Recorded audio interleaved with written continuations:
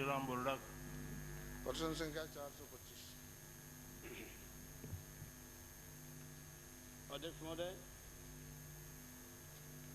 प्रश्न के संदर्भ में पहले मैं जी नहीं अध्यक्ष अभियंता सिविल के रिक्त पदों के विरुद्ध वरिष्ठ अधिशासी अभियंताओं को विभागीय चयन समिति से चयनित अधिकारी उपलब्ध होने तक पद स्थापित होने तक कार्य करने हेतु पद स्थापित किया गया है। जिन अभियंताओं को उपरोक्त अनुसार पद स्थापित किया गया है उसका विवरण संलग्न ए पर एवं वरिष्ठता सूची संलग्न ब पर उपलब्ध है। नंबर 2, जी हाँ, वर्ष 99, 2000 एवं 2001 में राजपत्रित पदों की कुल 19 विभागीय पदोन्नति समिति की बैठकें होनी थी, जिनमें से 11 पदोन्नति समिति की बैठकें संपन्न करवा दी है। इसके अलावा भी 2 वर्ष पूर्व की वर्ष 98-99 की 7 लंबित विभागीय पदोन्नति समिति की बैठकें भी गत वर्ष ही संपन्न कराई गई है। इन सभी का विवरण प्रपत्र 6 पर उपलब्ध है।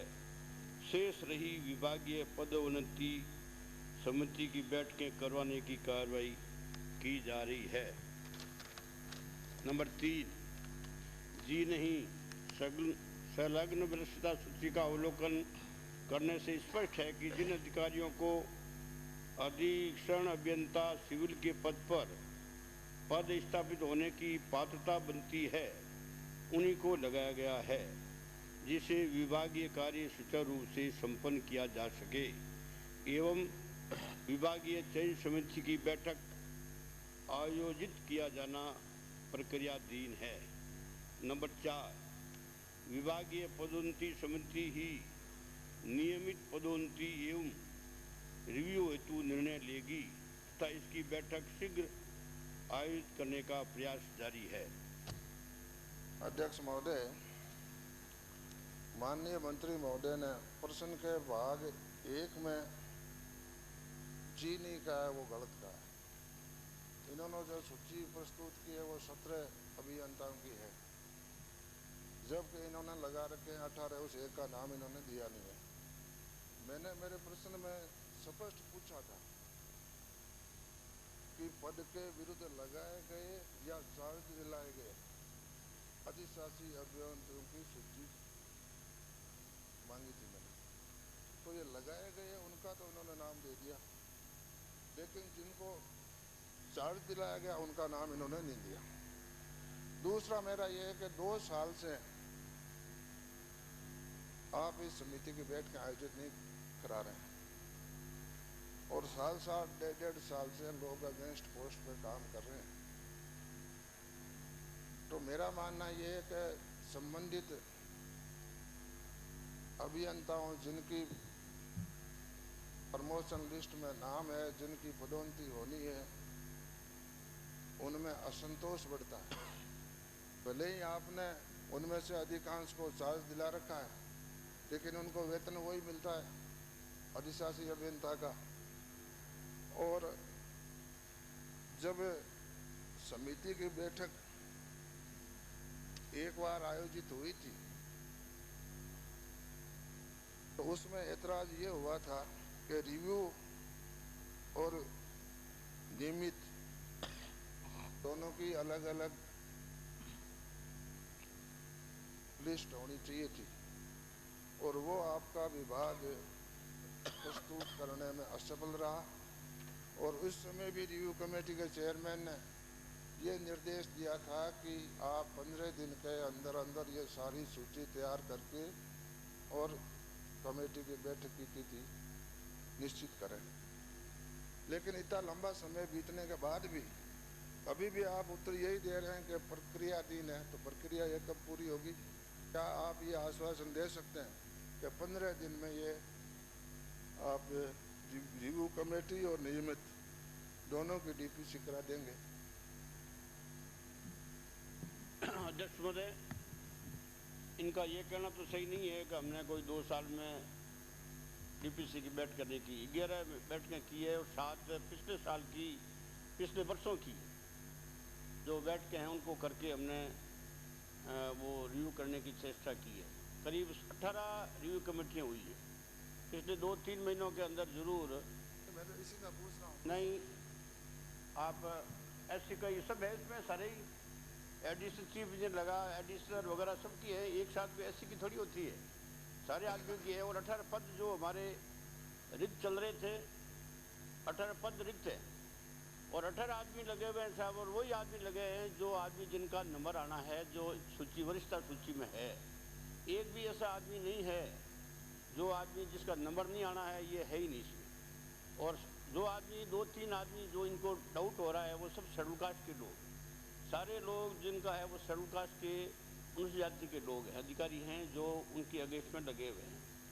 एक आदमी है जैसलमेर के अंदर, वो आदमी ज़रूर उसका नंबर आने की स्थिति नहीं है, लेकिन उसको हमने अगेंस्ट पोस्ट नहीं लगाया है, उसको Tier 2 SC लगाया हुआ है और वो केवल एक्शन का ही काम करता है। और SC चूँकि वहाँ लगा हुआ है नहीं, जब SC के 18 पद रिक्त हैं तो वहाँ जैसलमेर में कोई जाने की स्थिति में था नहीं, इसलिए फ़िलहाल उसको चार्ज दिया हुआ है और चार्ज लंबा हो गया, ये बात सही है। उसके लिए हम डीपीसी कर रहे हैं और जो डीपीसी हो जाएगी हम ये सारे एकदम सामान्य हो जाएगा। और मैं आपको ठीक कहता हूँ, हमने हमारे विभाग ने जितनी डीपीसी की है और जितने लोगों के प्रमोशन किए हैं, मेरे ख्याल से पिछले 30-40 सालों में इतने काम नहीं हुए जितने काम हमने हमारे डिपार्टमेंट पे किए। केवल कुछ लोग, किसी को भी ऐतराज़ नहीं है, एक भी व्यक्ति को ऐतराज़ नहीं है, लेकिन ऐतराज़ चाहे नहीं भी हो लेकिन डीपीसी होनी चाहिए हर साल, इस बात को मैं मानता हूँ और मैं इस पक्ष का व्यक्ति हूँ। इन्होंने माननीय सदस्य ने जो प्रश्न पूछा है, मुझे विश्वास है इस प्रश्न से हमारे विभाग में जो थोड़ी बहुत देरी हुई है हम इसको जल्दी करेंगे। और 15 दिन का तो मैं नहीं कहता, क्योंकि डीपीसी हमारी ऐसे ही होनी, हमारे अधिकारियों से ही करनी जाती तो हम 5-4 दिन में कर देते। लेकिन इसमें वो अजमेर से पब्लिक सर्विस कमीशन का एक अधिकारी आता है और उसके आने के बाद ही होती है, वो उनके भी प्रक्रिया है, वो कई आदमियों की एंट्री होते हैं, महीने भर तक वो बिजी होते हैं, इसलिए उसकी वजह से वो डिले हो गया।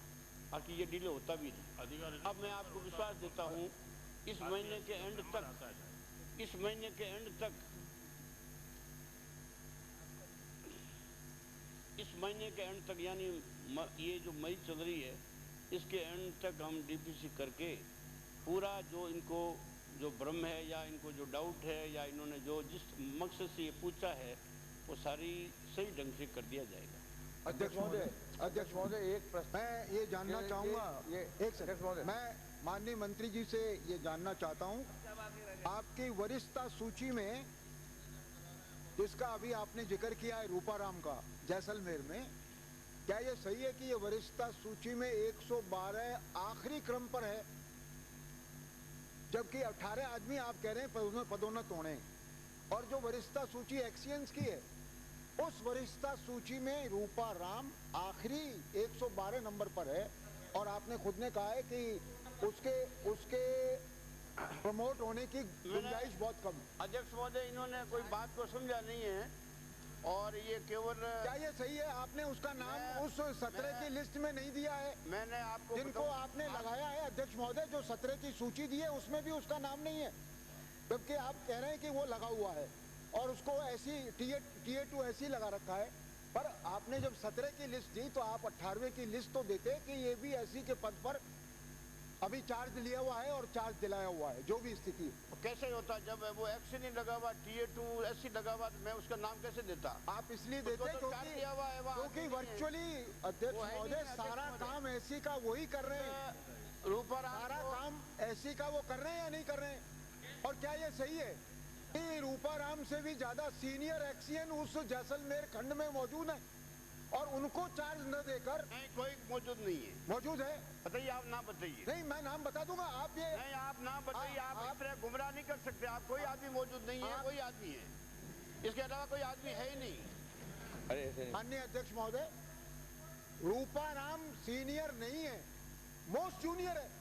क्या जैसलमेर में एक ही अधिशासी अभियंता कार्यरत है? जो आप कह रहे हैं कि दूसरा आदमी कौन है?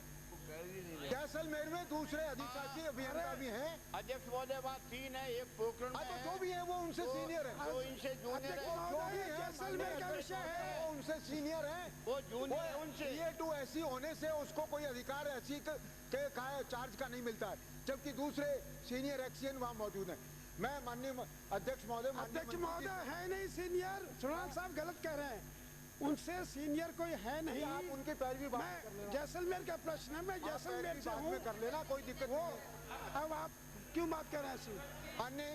माननीय अध्यक्ष महोदय, मैं माननीय मंत्री जी से जानना चाहूंगा। अध्यक्ष महोदय, जब इस महीने में डीपीसी हो जाएगी, सारा काम सही हो जाएगा। अब इसमें दिक्कत क्या है? जब 1.5-2 साल से लग रहे हैं, तो अब इस महीने में क्या होगा? माननीय बुड़क साहब का बहुत लाडनू से जो आ रहे हैं कि इस महीने डीपीसी हो जाएगी, माननीय महीने भर में। माननीय अध्यक्ष महोदय, महीने भर में डीपीसी हो जाएगी।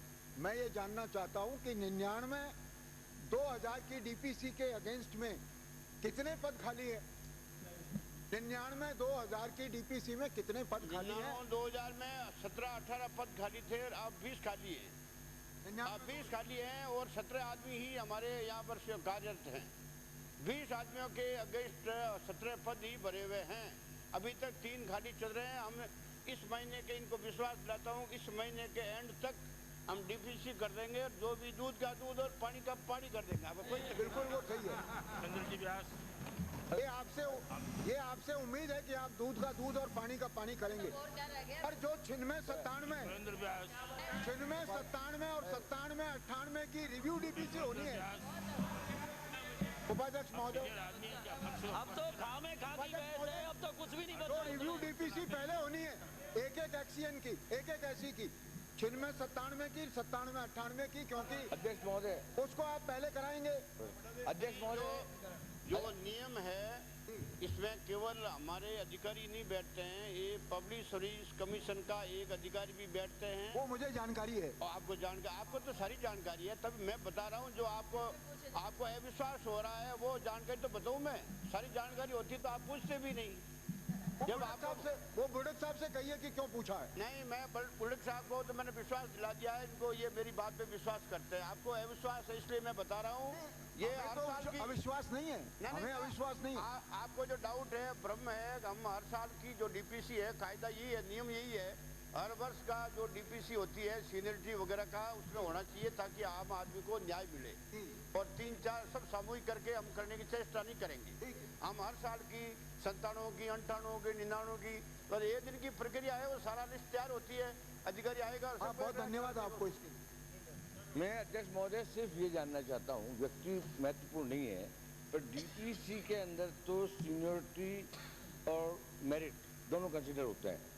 जब डीपीसी नहीं बैठती है तो चाहे एडॉक प्रमोशन हो, चाहे अगेंस्ट दी पोस्ट लगाएं या चार्ज दिलाएं, जो आपकी सीनियरिटी लिस्ट है डिपार्टमेंट की, उसको एडियर करना पड़ता है। आपने अपने सवाल के जवाब में दिया कि जो पात्रता रखता हो, पात्रता रखना और बाकी हो, वरिष्ठता सूची को आपने एडियर किया है नहीं किया, सिर्फ इतनी सी बात पूछना चाहता हूँ। नहीं, अध्ययन कैसे नहीं किया है? अध्ययन मैं जिस समय लगाया था, आप माननीय सदस्य, जिस समय हमने अधिकारियों को उनके पोस्ट के अगेंस्ट में लगाया था, उस समय ये ध्यान रख के लगाया गया था, जो आदमी जिनके कुछ इससे सीनियर भी थे लेकिन किसी के खिलाफ इंक्वायरी चल रही थी, कुछ आदमी थे जो रिटायर्ड हो गए थे। ये जो आपको लिस्ट दी हुई है, इसमें 116, 17, 20 आदमियों की, ये हकीकत में मौके पे नहीं है। ये तो यूँ ही दिखाया गया है, जो आज रिटायर्ड हो गए, वो हो गए, वो इस तरह का दिखाया गया। रूपाराम का लास्ट में नाम है, वो इसमें है ही नहीं। हमने सारे आदमी को पात्रता मैंने इसलिए लिखा है, ये वर्ड इसलिए इस्तेमाल किया गया है कि वो हकीकत में अगर डीपीसी होती भी तो इन्हीं का नंबर आता। और हमने एक नई बात ये है, हमारे पास 3 आदमी हैं, जो तीनों आदमी अनुसूचित जाति के, एक भी हमारा कोई संबंधी, कोई जाट या कोई विष्णु या ब्राह्मण, आप गलत ले गए, आप गलत ले गए। अध्यक्ष महोदय, मंत्री महोदय ये बताएं, अध्यक्ष महोदय, मंत्री महोदय ये बताएं कि ये जो अधिकारी है, ये अनुसूचित जाति का है क्या? इसीलिए सबके पेट में दर्द हो रहा है? मेरा तो रामलाल जी के विषय में प्रश्न नहीं है, अध्यक्ष महोदय गलत समझे, न मेरा कोई आरोप है। मैं सिर्फ आपकी सूचना के निवेदन करना चाहता हूँ कि जब डीपीसी नहीं होती है और फिर आप एडॉक प्रमोशन दें, चाहे उसको चार्ज दिलाएं, चाहे अगेंस्ट पोस्ट लगाएं, तो मंत्री जी आप उसके खिलाफ कोई इंक्वायरी पेंडिंग है या फलां चीज पेंडिंग है या वो डीपीसी में सेलेक्ट होगा या नहीं होगा, इन बातों पे विचार नहीं कर सकते।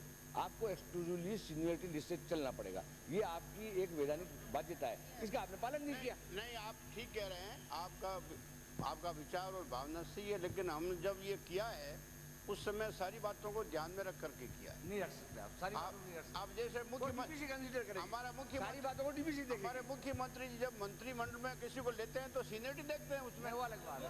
हाँ, ऐसे क्या हो, जैसे हमने किया क्या उसमें मुख्यमंत्री जी ने तो नेक्स्ट क्वेश्चन बता दिया होगा, वो नहीं, आपने ध्यान नहीं रखा है इसका। शिवराम सिंह कुशवाहा। 426 शिवराम सिंह कुशवाहा, प्रश्न संख्या 426। बैठिए आप। तो रामस्वरूप मीणा मंत्री होते साहब। बैठिए। माननीय अध्यक्ष महोदय, प्रश्न संख्या 1, धौलपुर जिले में 51 आयुर्वेदिक एवं 2 यूनानी औषधालय चिकित्सालय संचालित हैं। इनकी सूची परिशिष्ट आकार के सदन की मेज पर रख दी गई है। खंड 2, उक्त संचालय औषधालय चिकित्सालयों में कोई भवन रहित नहीं है, लेकिन इन औषधालयों के भवन पर्याप्त नहीं हैं। इसी प्रकार 12 औषधालयों के भवन मरम्मत योग्य हैं। औषधालयों के लिए नवीन व पर्याप्त भवनों की व्यवस्था दानदाताओं द्वारा या ग्राम वासियों द्वारा ही की जाती है। विभाग प्राय नवीन भवनों का निर्माण नहीं कराता है। नवीन व क्षतिग्रस्त व मरम्मत योग्य भवनों की मरम्मत का कार्य विभागीय बजट में पर्याप्त धनराशि उपलब्ध होने पर कराना संभव होगा। खंड 3, उक्त चिकित्सालयों और औषधालयों में आयुर्वेद एवं यूनानी चिकित्सक का कोई पद रिक्त नहीं है। नर्स कंपाउंडर का पद 1 पद तथा परिचारक चतुर्थ श्रेणी के 7 पद रिक्त हैं। 250 नर्स कंपाउंडरों के पदों को भरने की कार्यवाही शीघ्र की जा रही है। 100 परिचारक चतुर्थ श्रेणी के कर्मचारी के पदों की भरने की कार्यवाही भी की जा रही है। अध्यक्ष महोदय, मंत्री जी ने औषधालयों की बात बताई। मैं पूछना चाहता हूं कि कितने औषधालय भवन विभाग के स्वयं के हैं एवं कितने किराए के भवन चल रहे हैं। नंबर 2, प्रतिवर्ष कितना किराया जिले को में देना पड़ता है, अब तक कितनी राशि किराए पेटे देनी पड़ी। नंबर 3, क्या राजस्थान में कहीं भी इस अवधि में नए औषधालय भवन नहीं बनाए गए? यदि अन्य जिलों में बनाए गए तो धौलपुर जिले में क्यों नहीं? नंबर 4, 2 से 50 नर्स कंपाउंडर एवं 100 परिचारक के पद कितनी अवधि से खाली हैं और अब तक इन्हें भरने के क्या प्रयास किए गए? नंबर 5, धौलपुर जिले में मरम्मत हेतु अब तक कोई बात धौलपुर जिले में मरम्मत हेतु अब तक कितनी राशि दी गई? यदि नहीं तो क्यों? अब अन्य जिलों में मरम्मत की राशि दी गई तो धौलपुर में क्यों नहीं दी गई?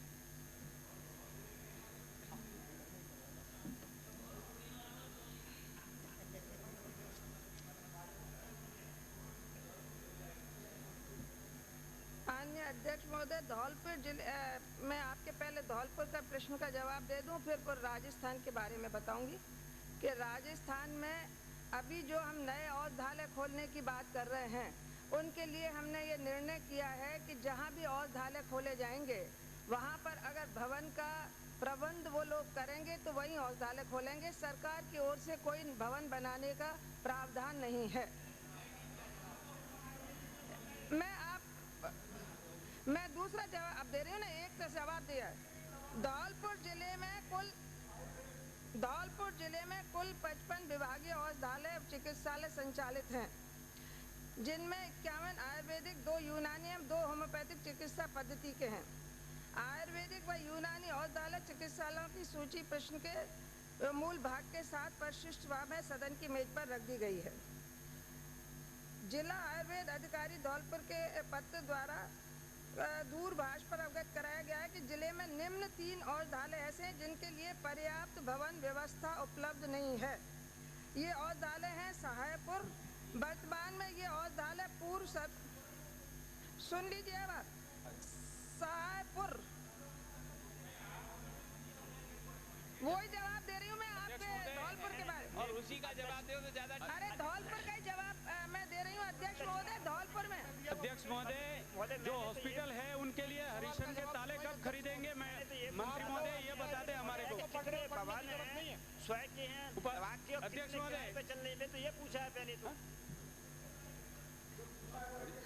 अध्यक्ष महोदय, ये मंत्री महोदय ये बता दें, जो हॉस्पिटल खुले हैं उनके लिए हरिशन के ताले कब खरीद के आप लॉक कर देगी? आपको ये जानकारी नहीं है कि हमारे पिछले कंपाउंडर, नर्स, डॉक्टर कोई नहीं। आप शिमला में जो हॉस्पिटल है उसमें एक भी नर्स, कंपाउंडर और डॉक्टर नहीं है 2 साल से। नहीं, माननीय अध्यक्ष महोदय, मेरे क्वेश्चन का जवाब नहीं आया। मैंने ये पूछा था कितने के भवन हैं और कितने किराए पर चल रहे हैं, वो बताया मंत्री जी ने। साहेबपुर में वर्तमान में ये औषधालय पूर्व सरपंच द्वारा उपलब्ध कराए गए एक कमरे में संचालित है। नवीन भवन का निर्माण ग्राम पंचायत द्वारा करवाया जा रहा है। औषधालय देवपुरा, वर्तमान में ये औषधालय श्री ब्रज बल्लभ द्वारा उपलब्ध कराए गए एक कमरे में चल रहा है। उन्होंने अपने दादाजी की याद में नवीन भवन बना दिया है। दादाजी ग्राम से बाहर रहते, उनके आने पर अब इसका उद्घाटन कर दिया जाएगा। तीसरा, पूर्व विधायक, पूरा सुन लीजिए, पूर्व विधायक श्रीमती मनोरमा देवी।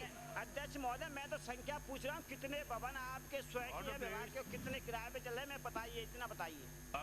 मैं आपको आपने पूछा भवनों की क्या स्थिति है वो बता रही हूँ, वो आप सुन नहीं पूछी। मैं तो ये पूछ रहा हूँ कितने विभाग के स्वयं की हैं, कितने किराए पे चल रहे, कितनी राशि देनी पड़ी है जिले में 1 साल में।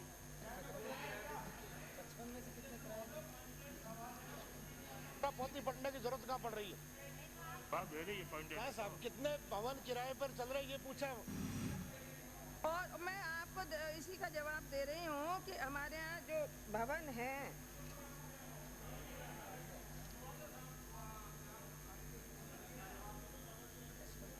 55 कुल हैं और ये इनके स्थिति वर्तमान में मैंने आपको बताई है।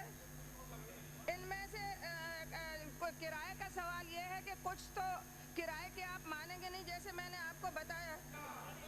1 मिनट सुन लीजिए, मैं बात जब कह दूं आप फिर जवाब दीजिए। जैसे मैंने आपको अभी ये बताया कि ये एक कमरे में चल रहा है, अब इसके लिए भवन बन रहा है तो इसको आप किराए का मानेंगे? अध्यक्ष महोदय, मैं पूछ रहा हूँ। इन्होंने क्या पूछा? यही पूछा है कि किराए का मानेंगे। खाली पढ़ने से काम नहीं चलेगा, अपनी तैयारी भी होनी चाहिए।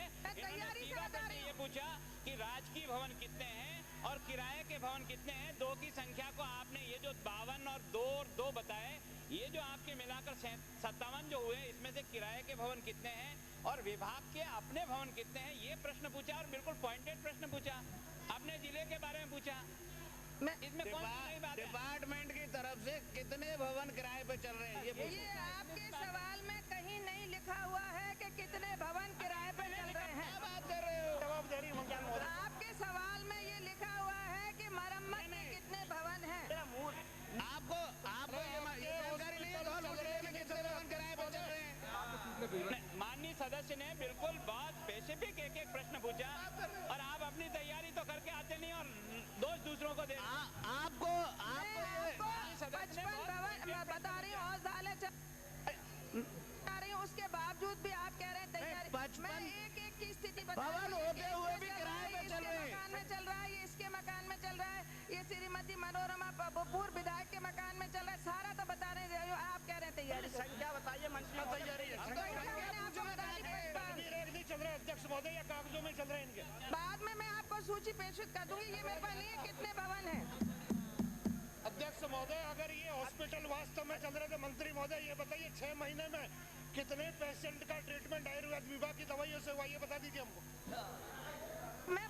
ये आप एक बात कुछ भी मैं बता देती हूँ, ऐसा है कितनी दवाइयाँ।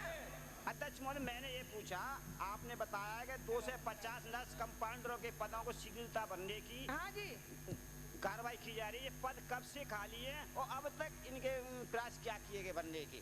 ऐसा है कि पद हमारे यहाँ खाली हैं पिछले काफी समय से। हम ये जो पद अभी भरने जा रहे हैं, ये तो हम अभी 255 ही भर रहे हैं। हमारे यहाँ तो संख्या खाली पदों की 500 है। इसलिए इन संख्याओं को तो हम अब भरने की, क्योंकि हमें वित्त से स्वीकृति मिली है, इसलिए भरने जा रहे हैं।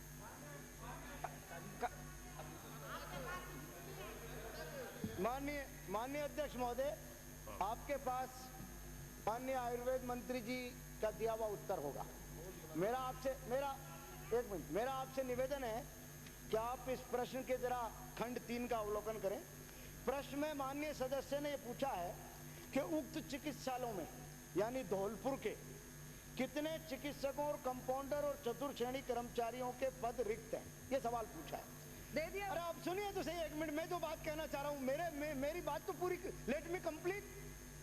इसका उत्तर जो खंड 3 का दिया है, इसके पहले पैराग्राफ में तो आप लिख रही हैं कि उक्त चिकित्सालयों, औषधालयों, आयुर्वेद एवं यूनानी चिकित्सकों का कोई पद रिक्त नहीं है। नर्स कंपाउंडर का 1 तथा परिचारक और चतुर्थ श्रेणी के 7 पद रिक्त हैं। यानी पद तो रिक्त बता रही हैं, कंपाउंडर का 1 और परिचारक और चतुर्थ श्रेणी कर्मचारियों के 7। उसके नीचे लिख रहे हैं कि 250 नर्स और कंपाउंडरों के पदों को भरने की कार्रवाई शीघ्र की जा रही है और 100 परिचारक और चतुर्थ श्रेणी कर्मचारियों के पदों को भर। मैं माननीय अध्यक्ष महोदय आपके माध्यम से ये पूछना चाहता हूं कि जब वह पद तो आप धौलपुर में 1 ही रिक्त बता रही हैं कि कंपाउंड नहीं, राजस्थान का पूछा ही नहीं गया। उनको कहने दीजिए ना, आप बीच में इंटरव्यू करते हो। मेरा सवाल माननीय अध्यक्ष महोदय, मेरा आपके माध्यम से सवाल ये है कि पूछ लिया जी, नहीं, इन्होंने कहा 250 और 100, और अब इन्होंने अपने सप्लीमेंट्री के जवाब में ये कहा कि नहीं 250 भी नहीं है, हमारे तो 500 से ज्यादा पद रिक्त हैं। तो मैं आपके माध्यम से जानना चाहता हूं कि ये 250 की संख्या तो कहाँ की है और 500 की संख्या कहाँ की है? राज्य में कुल कितने आयुर्वेद और यूनानी के और कितने कंपाउंडर और उपवेदों के पद रिक्त हैं और इनको आप कब तक भर देंगे, ये बताएं।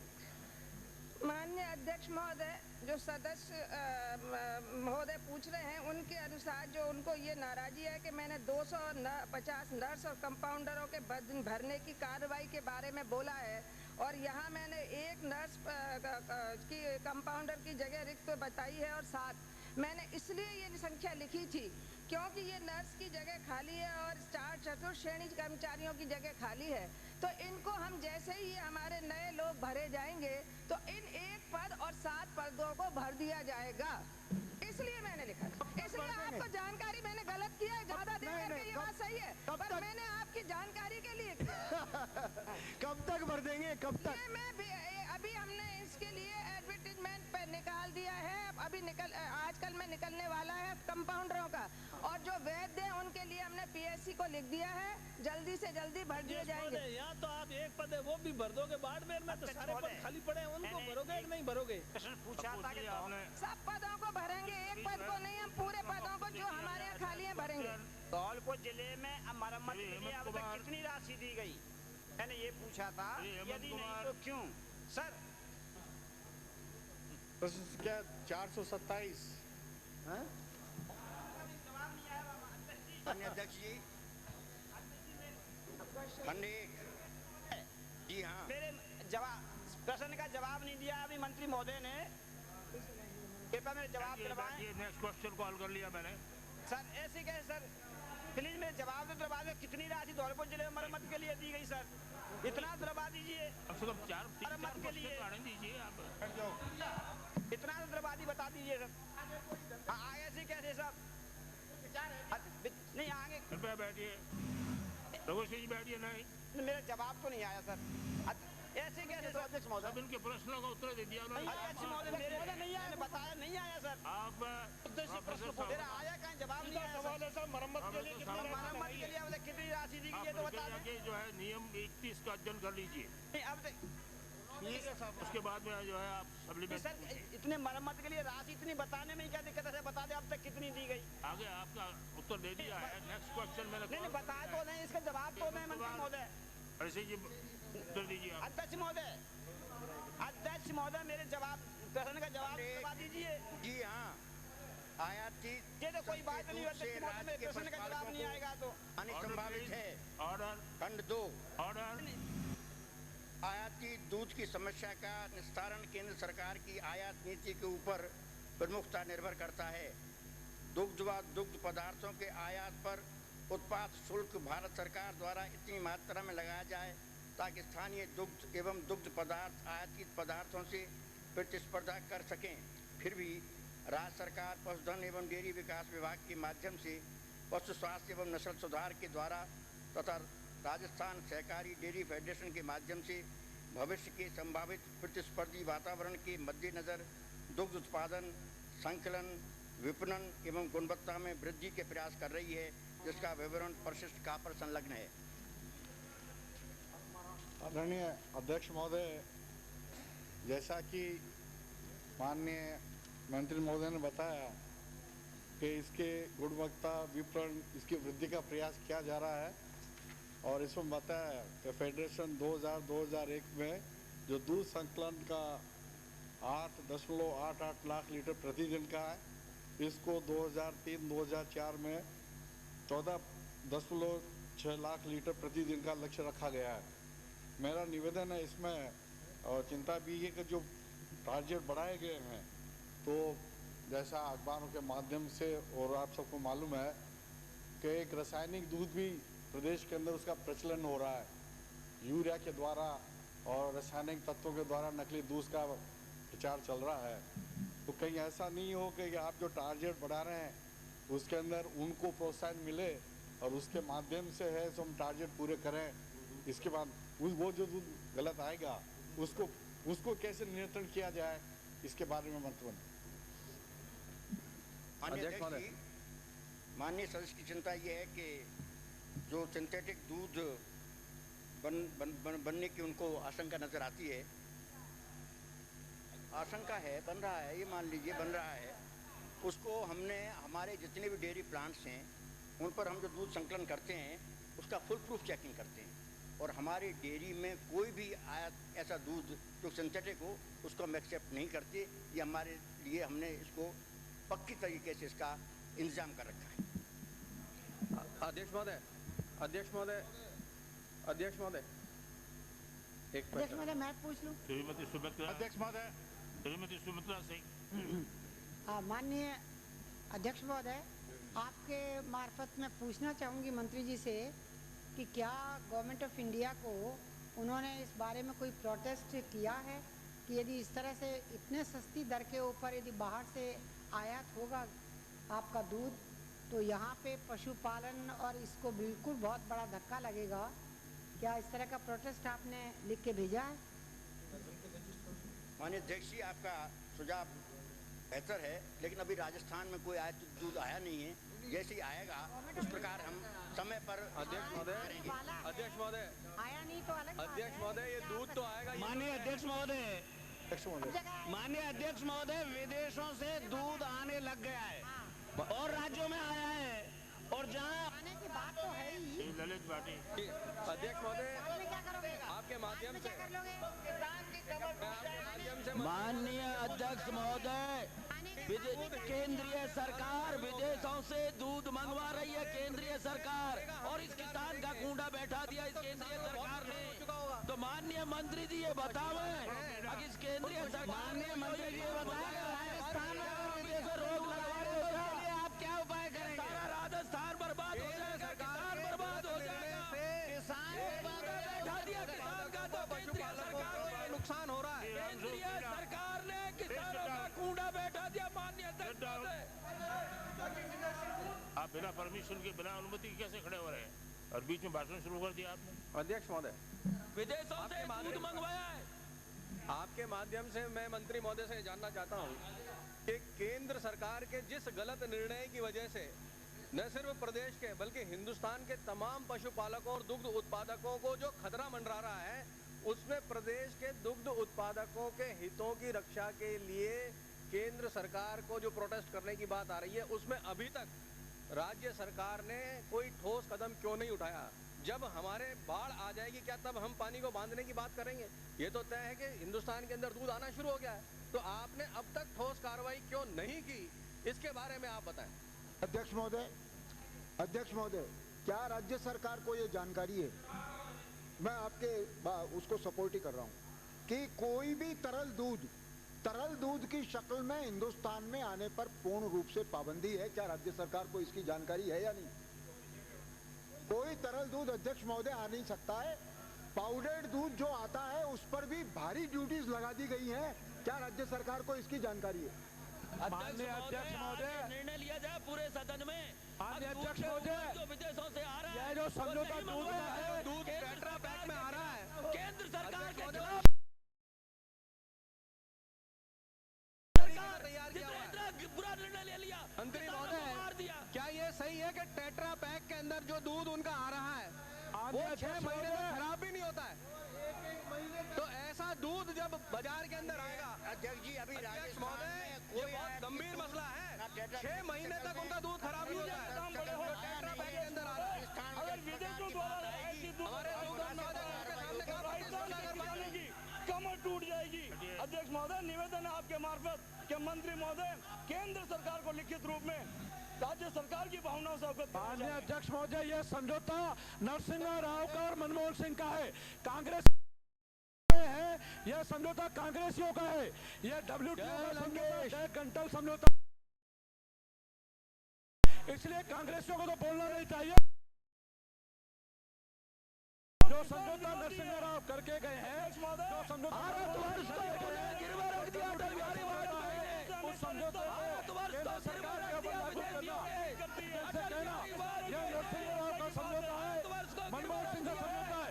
मैडम सोनिया गांधी के उस समय के रहे हुए, उस समय के वित्त मंत्री रहे हुए मनमोहन सिंह, राजीव गांधी के द्वारा, मनमोहन सिंह के द्वारा यह WTO समझौता है।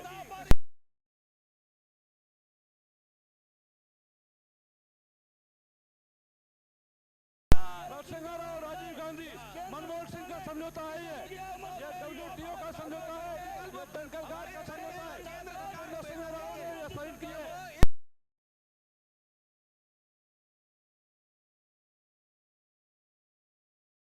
नरसिम्हा राव के समझौते को, मनमोहन सिंह के समझौते को हमारे ऊपर लागू करना चाहते हैं। WTO को बार बार खड़े हो रहे हैं।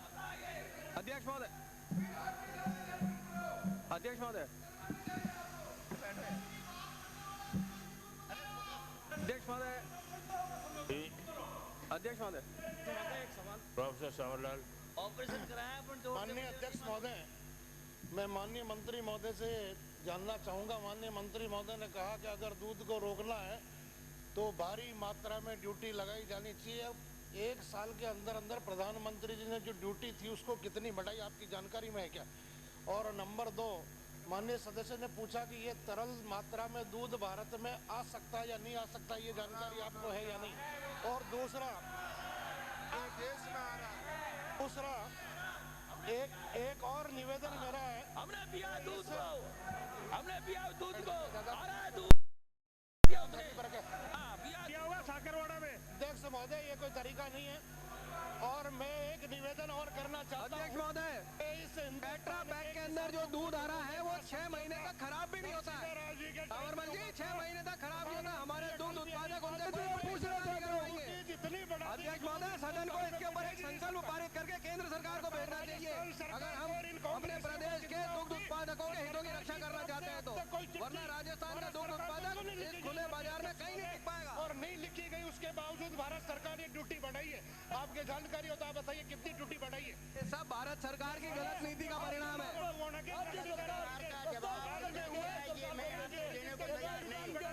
विदेशी आयातित दूध के ऊपर पूर्ण पाबंदी लगाए ताकि किसानों के पक्ष के अंदर पशुपालक के अंदर उनके अपने। मंत्री जी, आप स्पेसिफिक ये बात बताइए कि दूध आया तक दूध आया है क्या नहीं? राजस्थान में बिल्कुल नहीं आया है। बस हिंदुस्तान की बात है। महाराष्ट्र के अंदर भारी मात्रा में दूध, पंजाब के अंदर लोगों ने भैंस बेचनी शुरू कर दिया। अध्यक्ष महोदय, पंजाब में लोग भैंस बेचने लगे हैं दूध आया दूध की वजह से। आप यहाँ के राजस्थान के पंजाब में भैंस बेचने लगे। अध्यक्ष महोदय, महाराष्ट्र के अंदर भारी मात्रा में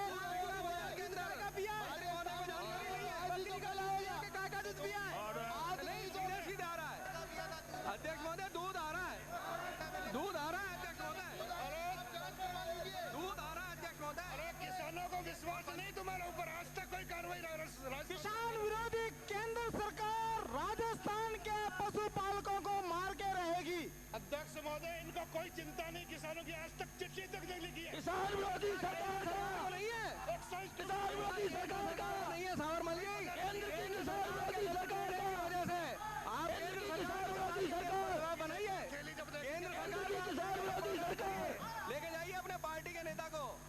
अध्यक्ष नरसिंह राव ने किया समझौता, पहले ये तो मानो मनमोहन सिंह ने समझौता किया है। अटल बिहारी वाजपेयी ने समझौता किया है। प्रतिपक्ष के नेता। अध्यक्ष महोदय, ऑर्डर ऑर्डर ऑर्डर ऑर्डर। माननीय मंत्री महोदय ने सही कहा है कि दूध का निर्यात आयात नहीं हुआ। मैं इस सदन को जानकारी देना चाहता हूं कि दूध का आयात कोई 1-2 वर्षों में नहीं हुआ, 1947 से हो रहा है। जिस समय गेट का समझौता हुआ उस समय फ्री इंपोर्ट दूध का हुआ है, और अपन सब लोगों को मालूम है कि दूध का पाउडर स्कूलों में बांटकर बच्चों को दलिए में मिलाकर उसको खिलाया जाता था। वो हिंदुस्तान का दूध नहीं था, इम्पोर्टेड था, और उस पर किसी प्रकार की ड्यूटी नहीं लगती। 1994 और 95 में जब WTO का एग्रीमेंट हुआ, उरुग्वे राउंड ऑफ कॉन्फ्रेंस हुई, उसमें दूध इसके ऊपर इंपोर्ट करने की बात उस समय स्वीकार की थी। 1994 और 5 भारत सरकार ने इसके ऊपर जो अभी ड्यूटी लगाई है वो ड्यूटी है अध्यक्ष महोदय 44.40% से 66.7%। कोई दूध का इंपोर्ट हो नहीं सकता, चॉइस पाउडर मिल्क के, और वो भी बच्चों के काम आने वाला पाउडर मिल्क, वो इंपोर्ट किया जा सकता है। इस प्रकार का प्रचार ही इस देश के लिए घातक होगा। ये अंदर महाराष्ट्र के अंदर दूध बिक रहा है, टेट्रा पैक में महाराष्ट्र के अंदर दूध बिक रहा है अध्यक्ष महोदय। ऐसा है, और जो समझौते की बात है, दूध तो फ्री करने की बात है, सन 2003 के अंदर किया जाना चाहिए था, और केंद्र सरकार ने इसको 2001 के अंदर करके जो भूल किए, ये सब उसका परिणाम है। लिक्विड रूप के अंदर टेट्रा पैक के अंदर दूध अवेलेबल है और वो सस्ता दूध मिल रहा है। माननीय अध्यक्ष महोदय कह रहे हैं कि दूध को मैंने पिया है। माननीय अध्यक्ष महोदय, इस सदन में 2 बात सामने आई। माननीय डेयरी मंत्री जी ने ये कहा कि राजस्थान में अभी तक आयातित दूध आया नहीं है, और थोड़ा भी सुनिए तो सही, आप सुनिए तो सही, इसको जरूरी है क्या? आपको हर आदमी सुनता रहे, आप जब हजार इंटरव्यू करते क्या हो गया, और हर एक आदमी को धमकाते रहते, क्या हो गया? आपकी बात सुनी जाए को जरूरी है क्या? मैं क्या हर प्रश्न खड़े होते हैं। हमारी नाराज क्यों हो रहे हो? नाराज क्यों हो रहे हो? आप नाराज क्यों हो रहे हो? क्यों इतने नाराज हो रहे हो? मैं आसन से अपनी बात कह रहा हूँ। मैं तो माननीय अध्यक्ष महोदय निवेदन कर रहा हूँ कि माननीय डेयरी मंत्री जी ने इस सदन में ये स्वीकार किया है, और आपके पूछने पर यह कहा है कि राजस्थान में आयातित दूध नहीं आया है, और टोड़ा भीम से आने वाले माननीय सदस्य ने कहा है कि आया और मैंने पिया भी है। तो दोनों में से कौन सच बोल रहा है? इसका फैसला तो हाउस करे। Who is the right and who are wrong? बाजार के अंदर बिक रहा है दूध, विदेशों से आया वो दूध। अध्यक्ष महोदय, आपकी अनुमति से सारे लोग पी करके आए, मैंने मंगवाया सारा दूध, आप इसकी जांच करा ले कहाँ से आया दूध। अध्यक्ष महोदय, मैं एक बात आपकी मार्फत निवेदन करना चाहूँगा। प्रतिपक्ष के सम्मानीय नेता महोदय ने कहा कि ड्यूटी को 44% से 66% किया गया, इसके कारण से नहीं आएगा। मैं आपसे निवेदन करना चाहूँगा कि पाम ऑयल के ऊपर देश के अंदर ड्यूटी को 85% तक ले गई सरकार, और उसके बावजूद भी आज सरसों का पड़ता नहीं पड़ रहा है। पाम ऑयल ने सरसों की कमर तोड़ के रख दी। तो खाली पाम ऑयल, ये आयातित दूध के ऊपर ड्यूटी को रेज करने से मात्र से ये नहीं रुकेगा। बंबई के अंदर स्पेसिफिक खबर है, टेट्रा पैक के अंदर इंपोर्टेड मिल्क आ चुका और 6 महीने तक खराब नहीं होगा। क्योंकि स्कैंडिनेवियन कंट्रीज के अंदर ये बात भी आपको मालूम है कि स्कैंडिनेवियन कंट्रीज के अंदर मिल्क प्रोडक्ट की भरमार है। मिल्क प्रोडक्ट, दूध के अलावा चीज, घी, चॉकलेट, चीज, ये आपका बटर ऑयल, आज आप पनीर, भाई चीज मैंने कह दिया। आगे कहने का मेरा अभिप्राय ये है कि हमको पशुपालकों के हित को ध्यान में रखते हुए खाली इंपोर्ट ड्यूटी को 66% कर देने मात्र से पशुपालकों का हित नहीं संरक्षित होगा, प्रोटेक्ट नहीं होगा। इसके लिए इस ड्यूटी को आपको कुछ ना कुछ इसके अंदर कारगर कार्रवाई भारत सरकार को करनी पड़ेगी, क्योंकि हमारे सामने पाम ऑयल की मिसाल है। और मैं तो प्रतिपक्ष के नेता महोदय से कहूँगा कि आप अपनी पार्टी की एक महत्वपूर्ण समिति के अध्यक्ष हैं, जिसके अंदर कि पशुपालक और कृषकों के हितों की कृषि क्षेत्र के हितों के संरक्षण के लिए आपको उसका चेयरमैन बनाया गया है। आपको रिकमेंड करना चाहिए कि इसको टोटली बैन करना चाहिए या 100% जब तक आप ड्यूटी नहीं लगाएंगे हमारे पशुपालकों का हित खतरे में रहेगा। ये मैं आपसे निवेदन करना चाहूंगा इस मामले। अध्यक्ष महोदय, जैसे पशुपालकों का हित आपके साथ है वैसा हमारे साथ भी जुड़ा हुआ। हम भी पशुपालक, इस पर किसी प्रकार का ऐसा आघात न हो जिससे उसकी इकोनॉमिक कंडीशन खराब हो जाए। मैं आपसे जानकारी करना चाहता हूँ कि 1995 के एग्रीमेंट में दूध के आयात के संबंध में जो व्यवस्था की थी, क्या भारत सरकार उस व्यवस्था को बदल सकती है? एक बाद में ले देना चाहिए। अध्यक्ष महोदय, अब जितना भी क्वांटिटेटिव रेस्ट्रिक्शंस दिए जा सकते हैं वो बॉन्ड रेट्स के आधार पर ही होते हैं। उस रेट से हम ज़्यादा जा नहीं सकते। आपने कहा सोयाबीन पर 45% बॉन्ड रेट है, उससे ज़्यादा हम नहीं बढ़ सकते। बढ़ना चाहे कितना ही वो इंपोर्ट करे, या तो हम ट्रेड एग्रीमेंट से बाहर निकलें, तब जाकर 45 से हमारी मुक्ति हो सकती है। जहाँ तक आप सोयाबीन का जिक्र कर रहे हैं, सोयाबीन पर इतने रेस्ट्रिक्शंस, मेरी सुन लीजिए। पाम ऑयल का है, पाम ऑयल का मैं बता रहा हूँ। पाम ऑयल पर इतने रेस्ट्रिक्शंस लगा दिए, अब पाम ऑयल को डंपिंग लॉ में और शामिल किया गया है। ये किसी प्रकार से यहाँ डंप नहीं कर सकते। इस सदन को जानकारी होगी कि राजस्थान और हिंदुस्तान तिलहन की पैदावार में अभी बहुत पीछे है, और इसलिए खाद्य तेलों के मामले में भी हमारी जितनी रिक्वायरमेंट है उतना खाद्य तेल का उत्पादन, खाद्य का तिलहन का उत्पादन नहीं हो रहा है। और इसीलिए टेक्नोलॉजी मिशन बैठा है, इस पर बैठकर वो इस संबंध में विचार कर रहा है कि तिलहन की पैदावार किस प्रकार से बढ़े।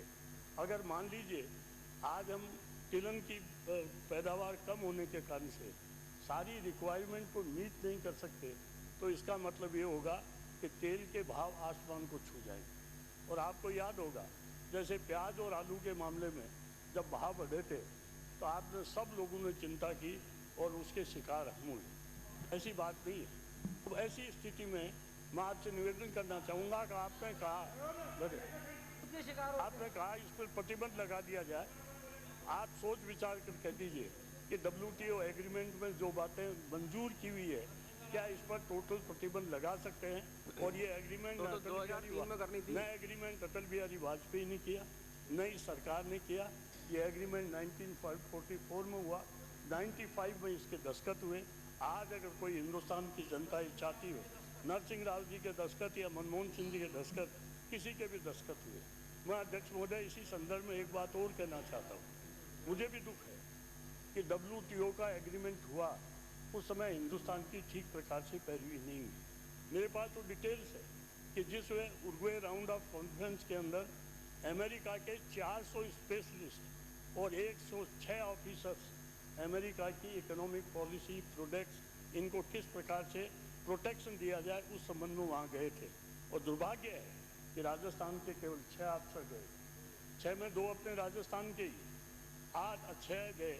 और 6 के बाद में अध्यक्ष महोदय खेद है कि आज तक हिंदुस्तान की पार्लियामेंट के अंदर WTO के साथ हमारा एग्रीमेंट क्या हुआ, पार्लियामेंट में चर्चा नहीं हुई, जनता को इसकी जानकारी नहीं मिली। अब कराएंगे तब तो हो ही रही है, अब जब भुगत रहे हैं तब हो रही है। जब आज अपने सामने समस्या आ गई और हम पकड़ में आ गए तब जाकर हो रही है। फिर भी मैं आज आपको कहता हूँ कि माननीय मुख्यमंत्री जी को मालूम होगा, कृषि मंत्री जी ने कृषि मंत्री के स्तर पर, मुख्यमंत्री के स्तर पर और चीफ सेक्रेटरी के स्तर पर बैठकें हुई है। और उस बैठकों में इस बात का चिंतन किया गया है कि WTO एग्रीमेंट के कारण से जो एडवर्स इम्प्लीकेशंस हो रहे हैं उनको किस प्रकार से मीट किया जाए। आज जो माननीय सदस्य कह रहे हैं आपने लिखाया नहीं लिखा, हो सकता है कि आपने उस समय सुझाव नहीं दिया हो, लेकिन मैं मुख्यमंत्री जी से चाहूँगा कि आपने उस कॉन्फ्रेंस में क्या तय किया, राजस्थान की सरकार से क्या रिप्रेजेंटेशन किया, उसकी जानकारी इस हाउस को दे दें तो माननीय सदस्यों को संतोष हो जाएगा कि दूध के मामले में सरकार की ओर से बात नहीं कही। उपाध्यक्ष महोदय, अध्यक्ष महोदय, एक मिनट, मुझको प्रतिपक्ष के नेता महोदय ने कहा कि प्रतिबंध की मांग, मैं जानता हूं WTO एग्रीमेंट के तहत प्रतिबंध नहीं लगाया जा सकता, लेकिन ड्यूटीज बढ़ाई जा सकती हैं, जिसके लिए भारत सरकार सक्षम है। दूध के मामले के अंदर, तेल के मामले के अंदर भारत सरकार ड्यूटीज बढ़ा सकती है। बढ़ा करके यहाँ तक प्रतिपक्ष के नेता महोदय ने कहा कि तिलहन का पैदावार देश के अंदर कम है। आप पिछले साल के आंकड़े उठा के देख लीजिए, चाहे मूंगफली हो, चाहे सरसों हो, चाहे सोयाबीन हो, सारा का सारा प्रोडक्शन देश के अंदर बढ़ा है। और आज स्थिति ये है कि देश खाद्य तेलों के मामले में करीबन आत्मनिर्भर हो रहा है। अगर भारत सरकार इसको प्रोटेक्ट नहीं करेगी तो हमारे किसानों का हाल क्या होने वाला है, ये मैं आपकी मार्फत निवेदन करना चाहूँ। कैसे पैदावार उपलब्ध करेंगे? एक बात और कह देना, आप एक मिनट इस और बैठने वाले जो अपने मेंबर ऑफ पार्लियामेंट है उनको जो है कहिए ताकि ये मामले को उठावे, एक ज्यादा लगाया जाए। अध्यक्ष महोदय, माननीय प्रतिपक्ष के नेता महोदय, 1 मिनट के लिए मैं चाहता हूँ, आप दूध के इंपोर्ट की बात कर रहे हैं। अभी इसमें दूध का पाउडर इंपोर्ट हो रहा है, क्वेश्चन था, और आपको आश्चर्य होगा कि जितना दूध आज गरीब आदमी को दूध नहीं मिलता, इस पाउडर मिल्क के आधार पर सन 47 से लेकर आज तक हम गरीबों को दूध देते आए। वो आप ज्यादा ड्यूटी लगाकर गरीबों दूध नहीं पी सके, इस प्रकार का इंतजाम करना चाहते हैं। इसका मतलब ये हुआ कि आप अध्यक्ष महोदय का हित आपको ध्यान में नहीं है। आप दूध का आयात चाहते हैं, आपकी पार्टी दूध का आयात चाहती है। आपके इस वक्तव्य से ये बात साबित हो रही है। माननीय अध्यक्ष महोदय, माननीय प्रतिपक्ष के नेता महोदय, सरकार, भारत सरकार की जन विरोधी, राष्ट्र विरोधी जो नीतियां हैं और उसमें जो उनकी बदनीयती और आक्रमणता साबित हो रही है, उसको एक तरफ तो जस्टिफाई कर रहे हैं, प्रयोग करेंगी तो बोलना। सुनिए, राष्ट्र विरोधी इसलिए है कि हम जो करने में सक्षम हैं, हम जो ड्यूटी लगाने में सक्षम हैं, अपनी अर्थव्यवस्था को बचाने में सक्षम हैं, उसको अगर नहीं कर रहे तो उसको क्या कहा जाएगा? हिंदुस्तान को बेच डाला आपने। आप कह रहे हैं इसका कोई प्रभाव नहीं पड़ रहा। 1951 टीवी के अंदर पंजाब के पशुपालक कह रहे हैं, उत्पादक कह रहे हैं कि हमारा दूध 12 रुपए हर जोड़ा 6 रुपए बिक रहा है, 12 रुपए हर जोड़ा 6 रुपए बिक रहा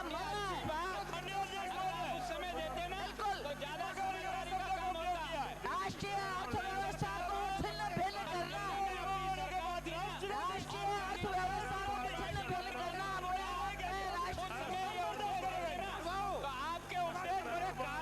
किसानों को बर्बाद करना। 91 में दिल्ली में जो आपकी सरकार थी, आपकी पार्टी की सरकार थी, ये उपदेश उस समय देते तो आगे की हिम्मत को दाद देते।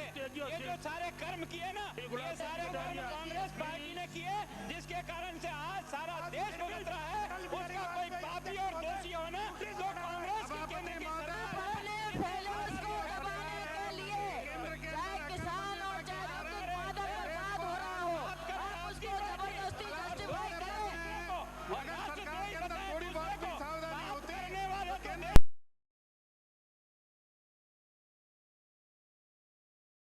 करना नहीं आ रहा है, जबकि इसके ऊपर 300% टैक्स लगाया जा सकता है। Order please, order please. सदन की गरिमा को बहुत ठेस लगा रहे हैं आप, मुझे बड़ा दुख है इस बात का।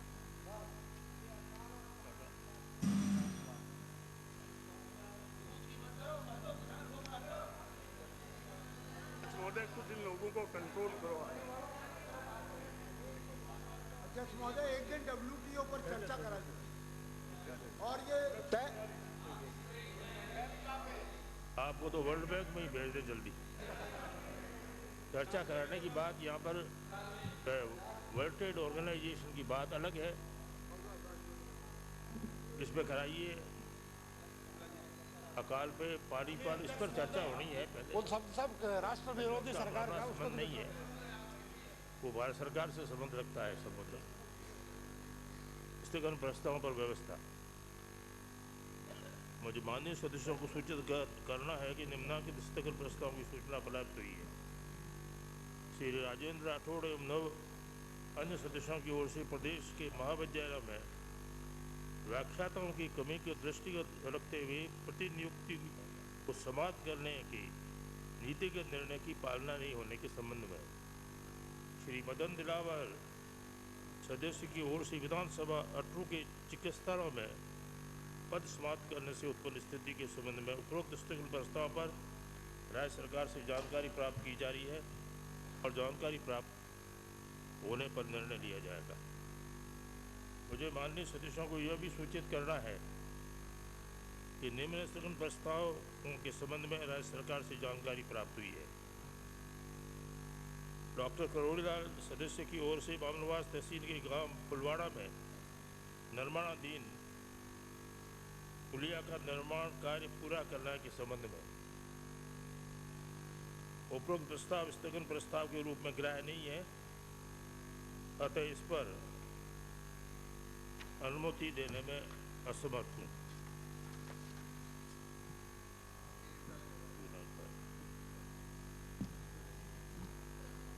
प्रक्रिया के नियम 295 के अंतर्गत प्रस्ताव प्राप्त सूचनाएं श्री विजेंद्र सिंह सूपा सदस्य की ओर से विधानसभा क्षेत्र बयाना के बंद बारेटा की ऊंचाई 2 फीट बढ़ाने के संबंध में श्री मोहनलाल बारूपाल सदस्य की ओर से जिला नागौर की पंचायत समिति जायल में संचालित अकाल रात कार्यों में मजदूरों को बढ़ाने के संबंध में श्री राधेश्याम गंगानगर सदस्य की ओर से गंगानगर व हनुमानगढ़ जिले में गन्ना पेराई को देखते हुए एक अत्याधुनिक शुगर मिल की स्थापना करने के संबंध में श्री शिवनाथ सिंह सदस्य की ओर से जिला झुंझुनू की तहसील उदयपुर वाटी के 7 मजदूरों की नर्मदा नदी में स्नान के दौरान हुई मौत के परिवारजनों को आर्थिक सहायता प्रदान करने के संबंध में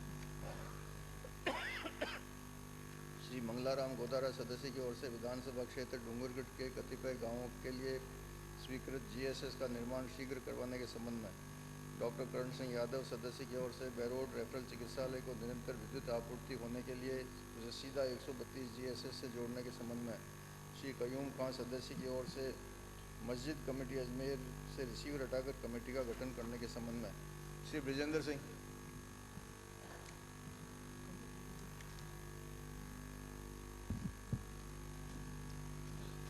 माननीय उपाध्यक्ष महोदय, नियम 95 के तहत बंद बारठा तहसील बयाना भरतपुर के 2 फुट ऊंचा उठाने से 20 गांवों के लोगों का पलायन करने से बचाने के क्रम में मान्यवर निवेदन है कि बयाना विधानसभा क्षेत्र में बंद बारठा किसान सागर एक बहुत बड़ा सिंचाई बांध है जिसके आसपास हजारों बीघा जमीन सिंचित होती है और 20 से अधिक ग्राम सिंचाई से लाभ उठाकर काफ़ी अच्छी संख्या में कृषि उत्पादन करते हैं। इस क्षेत्र के काश्तकार इसी तहसील के सबसे अधिक पैदा करने वाले हैं। इस बंद का भराव क्षेत्र कैचमेंट एरिया करीब 30 किलोमीटर की परिधि में है। इसकी भराई करीबन 29 फुट है। इस बांध के बनने से पूर्व में 20 ग्राम उठाकर दूसरी जगह बसाए गए थे। क्षेत्र में हरी क्रांति लाने के लिए तत्कालीन महाराजा किशन सिंह जी द्वारा इस बांध का निर्माण कराया गया था जो भरतपुर जिले के बांधों में सर्वश्रेष्ठ अग्रणी है। सन 1972 की भयंकर बाढ़ में इस बांध को नष्ट कर दिया, परंतु केवल पूर्व दिशा में स्थित सपाट के जरिए सारा पानी बहकर निकल गया, जिससे क्षेत्र में 20 फुट पानी आ गया, जिससे बाढ़ के कारण बहुत कष्ट हुआ। पुनः निर्माण में इस बांध को 4 फुट ऊंचा उठाया गया। भरतपुर शहर को पानी इसी बांध से दिया जाने लगा।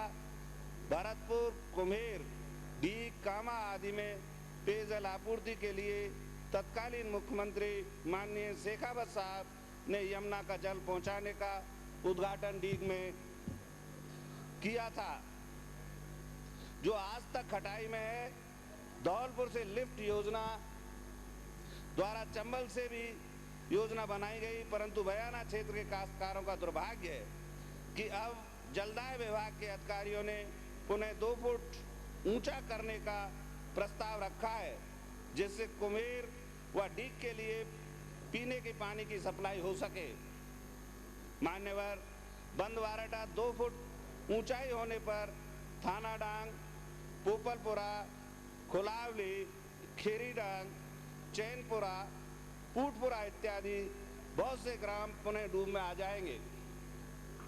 किसानों की जमीन हमेशा पानी के नीचे रहेगी व कांग्रेस द्वारा निर्मित सड़कें, पुल भी पानी में डूबे रहेंगे। इसके प्रभाव से यहाँ की जनता भयभीत है और राष्ट्रपिता महात्मा गांधी के बताए रास्ते पर आंदोलन करने को उतारू है। ये बांध सिंचाई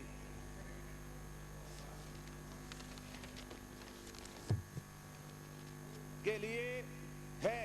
इससे राज्य सरकार को करोड़ों का राजस्व सिंचाई तथा मछली पालन से प्राप्त होता है। इतना ही नहीं, इस क्षेत्र के काश्तकार पशुपालक भी है। उन्हें उठने बैठने और चारा उगाने के स्थान का पानी की वजह से अभाव हो जाएगा। लोग भूखे मरने लगेंगे। इसके अलावा अन्य ग्राम वन अभयारण्य के नाम पर उठाए जा रहे हैं। पत्थर फोड़कर गुजारा करने वाले लोगों से रोजी का जरिया छीना जा रहा है। वन विभाग व खान विभाग के आपसी झगड़े में मजदूर व किसान पिस रहे हैं। वक्त रहते इन सभी समस्याओं का निराकरण शीघ्र नहीं निकाला गया तो स्थिति किसी भी समय बेकाबू हो सकती है। माननीय अध्यक्ष जी, आपके जरिए सरकार से अनुरोध करता हूं कि बंद बारेटे को 2 फुट ऊंचा उठाने का प्रस्तावित योजना को समाप्त कर बांध की नहरों को पक्का कराने की योजना बनाई जाए, जिससे किसानों को अपना हक मिल सके। अन्यथा किसान अपने पानी के लिए कोई भी कदम उठा सकते हैं। माननीय अध्यक्ष महोदय, उक्त 20 गांव डूब में आएंगे, उनकी जमीन डूब में आएगी।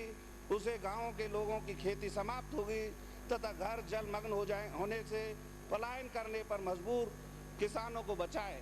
धन्यवाद। श्री मोहनलाल बारूपाल। उपाध्यक्ष महोदय, आपके माध्यम से मैं अकाल राज्य मंत्री का ध्यान दिलाता हूँ। महोदय, कार्य संचालन समिति 295 थे जिला नागौर में, पंचायत समिति जायल के थे श्री जायल जिला नागौर के अकाल के थे। कच्ची सड़कों, तालाबों तथा कुओं का काम चल रहा है, लेकिन इन कार्यों में लेकर कम लगाया जाता है। नागौर जिले में 50 से 75% ज़्यादा खराबा है, जबकि यहाँ कई लोग बेरोजगार से अकाल राहत कार्य करने के लिए जहाँ 500 मजदूर लगाए गए हैं, वहाँ 200 भी नहीं लगाया जाता है।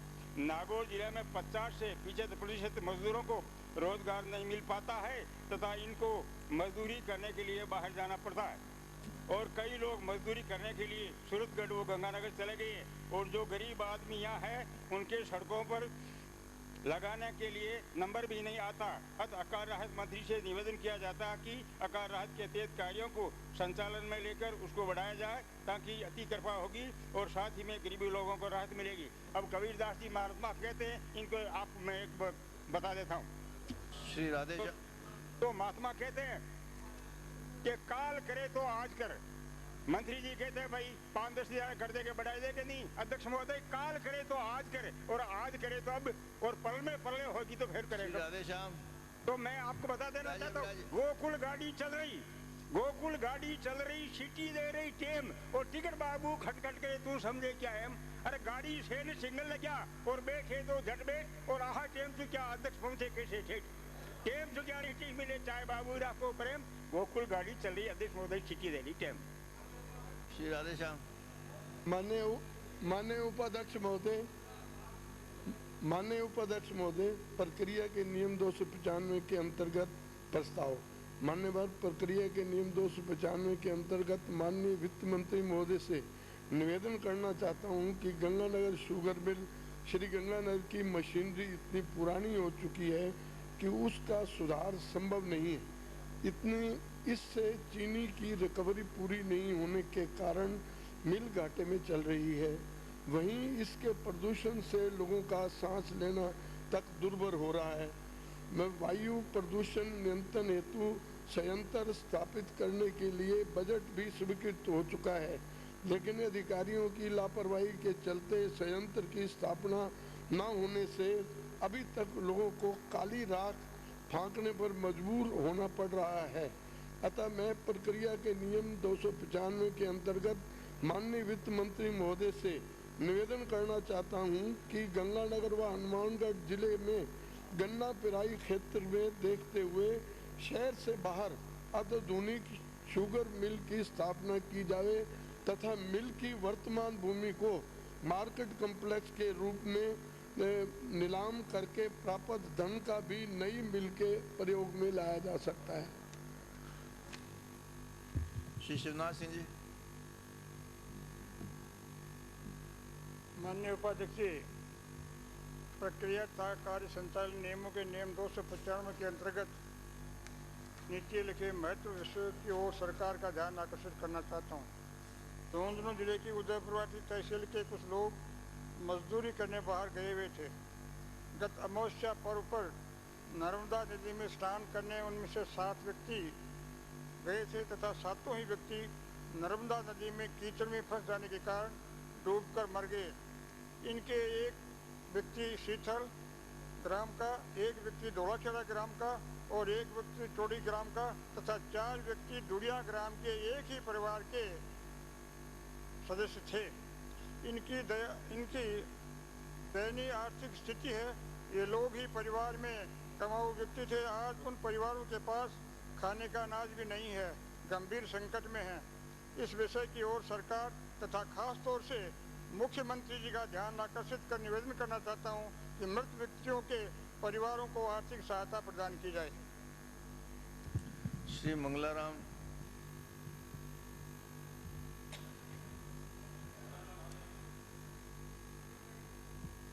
जेके पे रोहन तो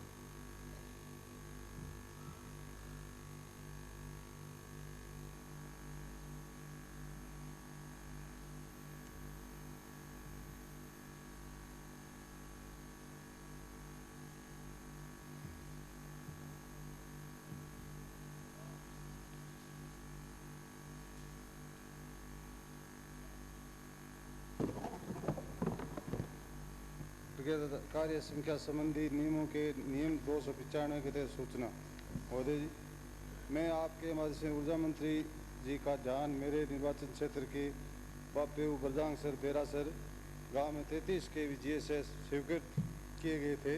साथ ही उपनी तेंदेसर 31 kV GSS शेरुणा ठुकरियासर लोडेरा धीरदेसर चोटियान व अबे सिंहपुरा 33 kV GSS बनाने के प्रस्ताव बहुत लंबे समय से विचाराधीन है।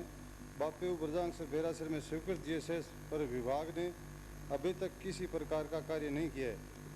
अकाल के समय काश्तकारों को बिजली सही समय पर नहीं मिलने व बिजली के रिफ्लेक्शन से भी काश्तकारों की मोटरें आए दिन जलती रहती है। इन GSS के बन जाने से आसपास के गांव में बिजली आपूर्ति में सुधार होगा।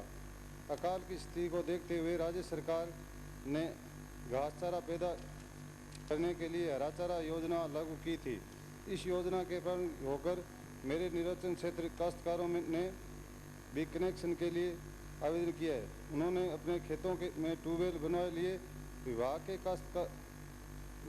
ने काश्तकारों को ट्यूबवेल बनाने का प्रमाण पत्र प्रस्तुत करने के आदेश दिए। जब प्रमाण पत्र प्रस्तुत कर दिया तो विभाग यह कह रहा है कि वोल्टेज रेगुलेट नहीं बैठने के कारण डिमांड नोटिस नहीं निकाले जाएंगे। उपयुक्त स्थिति में सुधार तभी संभव है कि जब प्रस्तावित GSS एवं स्वीकृत GSS बन जाए, लेकिन तब तक किसान बर्बाद हो जाएगा। अकाल को इस स्थिति में विभाग ने एक परिपत्र जारी किया है कि जिन काश्तकारों ने आवेदन के साथ 12,000 रुपये व मांग पत्र की राशि जमा करवा दी है तथा जिन आवेदकों ने आवेदन के साथ मात्र 12,000 रुपये जमा कराए हैं उनके लिए अग्रिम आदेश जारी होने तक मांग पत्र जारी करने की कार्रवाई नहीं की जानी है। इस आदेश की आड़ में विभाग ऐसे काश्तकारों को भी कनेक्शन नहीं दे रहा है जिनकी मांग पत्र पूर्व में जारी किया जा चुका है और पैसे जमा भी है। ऐसे स्थिति में आपके माध्यम से ऊर्जा मंत्री जी से आग्रह करूंगा कि जिन काश्तकारों ने मेरे निर्वाचन क्षेत्र में हरा चारा योजना के अंतर्गत आवेदन किए हैं उनको शीघ्रता से कनेक्शन जारी करवाने और स्वीकृति GSS का निर्माण भी शीघ्र कराने का आदेश फरमाएं। डॉक्टर कर्ण सिंह।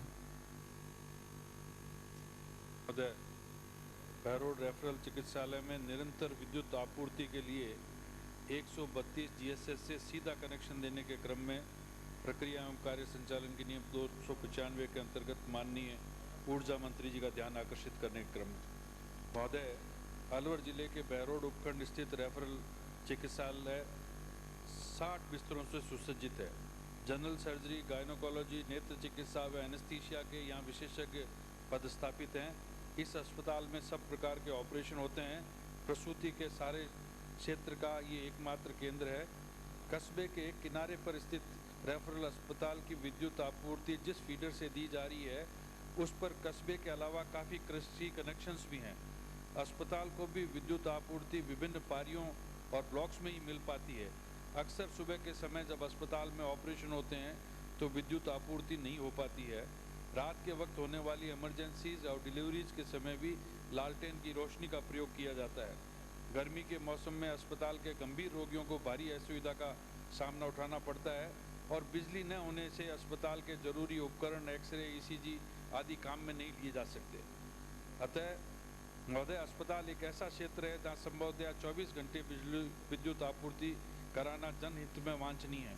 मैं माननीय ऊर्जा मंत्री जी से निवेदन करना चाहता हूँ इसके माध्यम से कि जनहित को देखते हुए बहरोड रेफरल अस्पताल में 132 GSS से सीधा कनेक्शन दिया जाए ताकि अस्पताल को अधिकतम समय विद्युत आपूर्ति हो सके। इस सीधी लाइन के डालने पर आने वाले खर्च को भी जनहित में जयपुर विद्युत प्रसारण निगम वहन करे, ये भी मैं माननीय विद्युत मंत्री जो स्वयं संवेदनशील डॉक्टर हैं उनसे प्रार्थना करना चाहूँगा। धन्यवाद। श्री कयूम खान। सब मंत्री जी दे दो। सेंसिटिव है, सेंसिटिव है। उपाध्यक्ष महोदय, बहरोड में रेफरल हॉस्पिटल है और नेशनल हाईवे पर बहरोड स्थित है और ये कोटपुतली बहरोड ये एक्सीडेंट जोन भी है और माननीय सदस्य ने जो मांग रखी है और अपनी चिंता प्रकट की है, मैं इनकी मांग से सहमत हूँ। हमारे निगम में एक व्यवस्था है कि जनहित के जो भी महत्वपूर्ण कोई मसले हों तो उसमें सेपरेट फीडर डालने की व्यवस्था है। उसमें उपाध्यक्ष महोदय, माननीय सदस्य से इतना ही निवेदन करना चाहूँगा कि या तो संबंधित विभाग जो भी लाइन की कॉस्ट आएगी फीडर की, संबंधित विभाग या तो उसकी 50% कॉस्ट अदा करे और 50% हमारा निगम है वो भुगतने के लिए तैयार है। यदि चिकित्सा एवं स्वास्थ्य विभाग वो कॉस्ट नहीं दे पाए तो मैं माननीय सदस्य से निवेदन करूंगा, चूँकि वहाँ के विधायक हैं, ये अपने विधायक कोटे से उस लाइन की जो कॉस्ट है उसका 50% अदा कर दें, बाकी 50% निगम भुगत लेगा और वहाँ पर सेपरेट फीडर से पावर सप्लाई कर दी जाएगी। श्री कयूम खान। धन्यवाद मंत्री महोदय।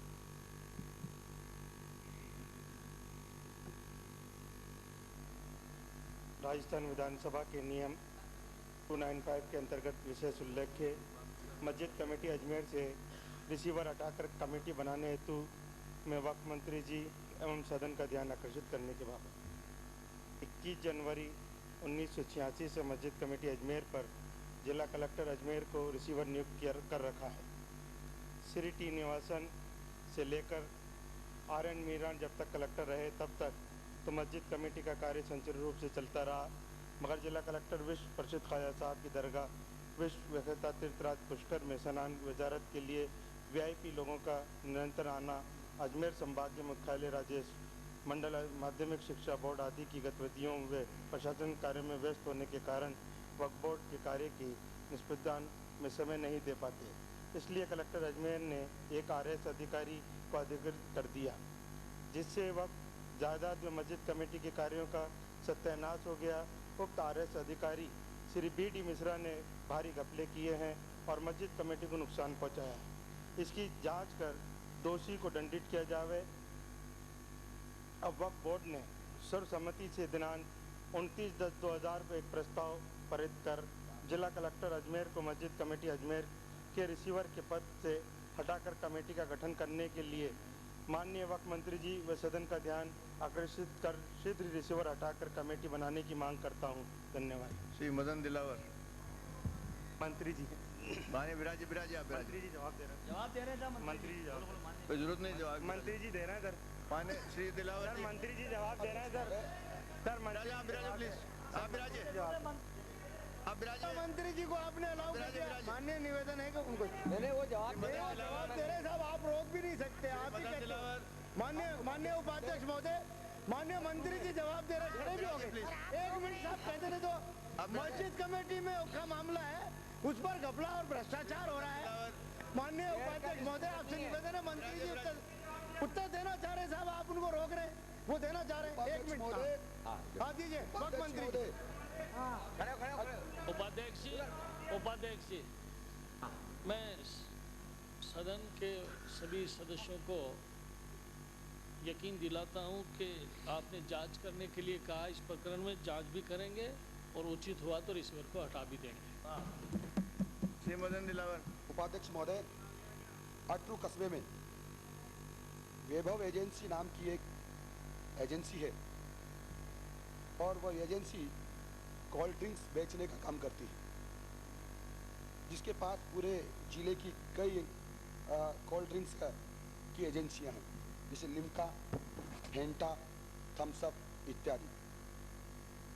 माननीय उपाध्यक्ष महोदय, मैं आपसे निवेदन करना चाह रहा हूं कि जो कोल्ड ड्रिंक्स होती है, ये जिस तारीख को इसका मैन्युफैक्चरिंग होता है, उसके 6 महीने के अंदर अंदर इसको उपयोग किया जा सकता है, इसको बेचा जा सकता है। कई दिनों से सिलसिला चल रहा है। एक्सपायरी डेट लिखी हुई होती है क्या? हाँ लिखी हुई होती है। लिखा है, लाया हूँ। एक्सपायरी डेट, मैन्युफैक्चरिंग डेट और लिखा है कि केवल 6 महीने। एक्सपायरी डेट लिखी हुई होती है क्या? फिर क्या बात है? मेरा निवेदन तो सुने, पूरा तो सुने।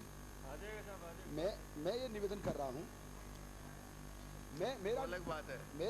मेरा निवेदन है कि इस पर आप देखें तो लिखा हुआ है मैन्युफैक्चरिंग डेट प्लस 6 महीने के अंदर अंदर इसको सेल किया जा सकता है, इस्तेमाल किया जा सकता है, इसका उपयोग किया जा सकता है। श्रीमान, और इसके कारण से 2-2, 3-3 साल पुरानी कोल्ड ड्रिंक्स और वहाँ निरंतर रूप से बेची जा रही है। वहाँ के कई लोगों को इसकी शिकायत हुई कि इसके कारण से तबीयत खराब हो जाती है, मन मचलना प्रारंभ होता है, और इसलिए लोगों ने छानबीन की तो पता चला कि इसका जो इस्तेमाल करने की तिथि है वो 2-2, 3-3 साल पहले की है। यानी इसका उपयोग अब करना स्वास्थ्य के लिए हानिकारक है। और इसी आधार पर वहां के जागरूक लोगों ने जिला कलेक्टर महोदय को शिकायत की, और मैं जिला कलेक्टर महोदय का धन्यवाद ज्ञापित करता हूं उनको कि उन्होंने बहुत शीघ्रता से जांच करवाने के आदेश दिए और चिकित्सा विभाग के संबंधित अधिकारी को भेजा। भेजने पर 1080 बोतलें ऐसी मिली जो स्वास्थ्य को नुकसान पहुंचा सकती थी, जिनकी उपयोग करने की समय सीमा खत्म हो गई थी। उन्होंने उनको जब्त किया, लेकिन एक कमी उसमें रह गई। कम से कम 10,000 बोतलें गोदाम में पीछे थी, उन 10,000 बोतलों को जब्त नहीं किया, केवल 1080 बोतलें जब्त की गई। फिर लोगों ने शिकायत की कि बहुत सारी बोतलें अभी हैं जिनको जब्त किया जाना चाहिए, परंतु ऊपरी पहुंच के कारण, राजनीतिक हस्तक्षेप होने के कारण, और उनको आज तक भी जब्त नहीं किया गया। और आज भी ये हानिकारक पेय लोग निरंतर रूप से पी रहे हैं, और इसके कारण से लोगों को कई बीमारियां होने की पूरी संभावनाएं, प्रबल संभावनाएं हो गई हैं। माननीय उपाध्यक्ष महोदय, आश्चर्य का विषय यह भी है कि जो सैंपल भेजा है यहां जांच के लिए, वो उस सैंपल को सही ठहराने का ताना बाना बुन रहे हैं, बड़े लोगों से संपर्क कर रहे हैं और बड़ी ऊंची पहुंच लगा रहे हैं। मेरा निवेदन यह है कि जो सैंपल आया है वहां से, वहां एक कमेटी बना करके उसकी जांच की जाए। यदि उसकी कमेटी बना करके जांच नहीं की गई तो निश्चित रूप से ये जो एजेंसी है, इस एजेंसी के मालिक हैं, ये कैसे भी क्योंकि पैसा ले दे के इसको सही ठहराने का प्रयत्न करेंगे। क्योंकि समय रहते ही मैं इस बात को कह रहा हूं, क्योंकि और ये एजेंसी पहली बार ही कोई गड़बड़ हुआ है ऐसा नहीं है, पहले भी इसके मालिक कंट्रोल की शक्कर को चोरी करते हुए पकड़े गए हैं। पहले भी मंडी का लाखों रुपए का टैक्स की चोरी की सरकार ने यानी मंडी ने रिपोर्ट पुलिस थानों में करवाई हुई है। इसलिए मेरा निवेदन पूरा यह है कि यदि हम जनता की भलाई चाहते हैं तो इसका लाइसेंस नहीं हो तो बिल्कुल इसको रोका जाए, और यदि लाइसेंस है तो इसका लाइसेंस निरस्त किया जाए ताकि लोगों के स्वास्थ्य के साथ खिलवाड़ नहीं करें। श्री कन्हैयालाल जी, माननीय सदस्य, इस पर स्टेटमेंट आने वाला है, आप जो बोलना चाहते हैं उस पर उस वक्त बोल लीजिए। नहीं, वो तो मैं समर्थन मूल्य की दुकानें नहीं खुली उसके बारे में उसी पर स्टेटमेंट आ रहा है ना? नहीं, स्टेटमेंट अभी आ रहा है। अच्छा, उस सब पर पूरे पे आ रहा है, आप बोलो बोलो। माननीय उपाध्यक्ष महोदय, मैं आपके माध्यम से सरकार से निवेदन करना चाहता हूं कि एक तरफ सरकार किसानों की दुहाई देती है कि हम किसानों को अमुक लाभ देंगे, बिजली 8 घंटा देंगे, और ये जो किसानों को मात्र 2 घंटे से लेकर के 4 घंटे तक इन्होंने बिजली दी, और उसकी वजह से किसानों के जो अनाज पैदा हुआ बहुत कम अनाज पैदा हुआ है। और माननीय उपाध्यक्ष महोदय, कोऑपरेटिव सेक्रेटरी राजफेड के एमडी, उससे जब किसानों को एक डेपुटेशन, मैं स्वयं उनसे मिला, और मिलने के बाद में राजफेड के जो एमडी है उन्होंने आज खोलते कल खोलते 1 महीना हो गया लगातार। माननीय उपाध्यक्ष महोदय, आज किसान अपने बच्चों की शादी विवाह करने के ऊपर उसको पैसे की आवश्यकता है, और आज वो सस्ते दामों पर अनाज बेचने पर मजबूर है।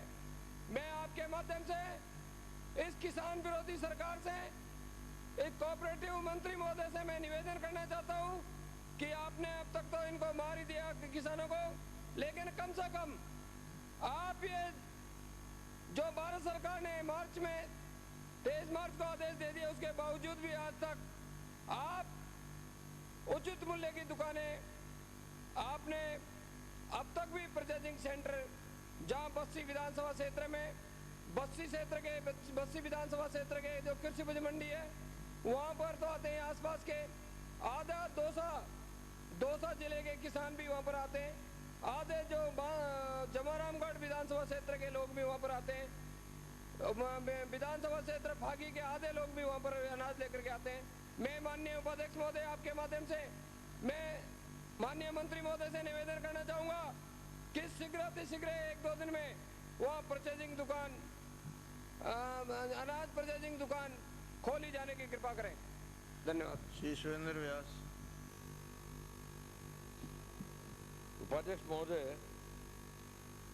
आज एक समाचार प्रकाशित हुआ है, जिला कलेक्टर जयपुर ने ये बताया कि राज मंदिर और जेम सिनेमा और कोहिनूर सिनेमा 3 थिएटर्स के अंदर अग्निशमन नियंत्रण की कोई व्यवस्था नहीं है, और 31 मई तक उनको समय दिया गया है। ये एक बहुत चिंताजनक स्थिति है उपाध्यक्ष महोदय, क्योंकि 3 छवि गृह का निरीक्षण किया गया, तीनों के अंदर अग्निशमन यंत्र नहीं मिला।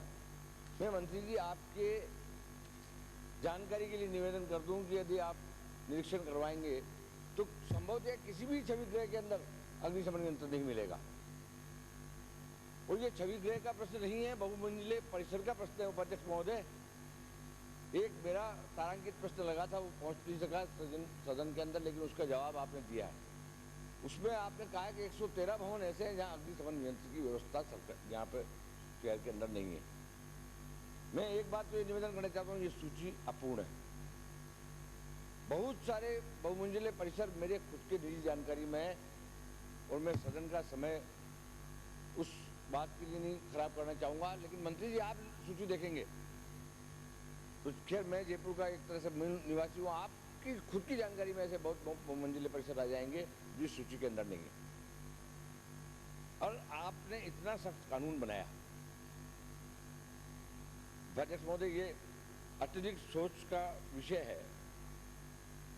कानून के प्रति आप कानून को क्या इज्जत देते हैं, कानून की क्या सैंक्टिटी है, ये जो विनिमय है जयपुर विकास प्राधिकरण जयपुर रीजन भवन विनिमय 2000, इसका 16 जो है अधिवास प्रमाण पत्र, ये सब पढ़ने की स्थान पे मैं आपकी अनुमति सिर्फ 2 क्लोज इसके पढ़ता हूँ कि सभी प्रकार के बहुमंजिले भवनों के लिए तथा विशिष्ट भवनों के लिए अग्निशमन अधिकारी से संस्तुति पत्र जारी होने के बाद ही अधिवास प्रमाण पत्र जारी किया जा सकेगा।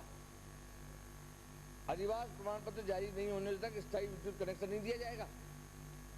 आपने इस लिखित उत्तर में भी यही बताया है कि इनको महीने भर का टाइम दे दिया गया, जो 110 परिसर है उनको।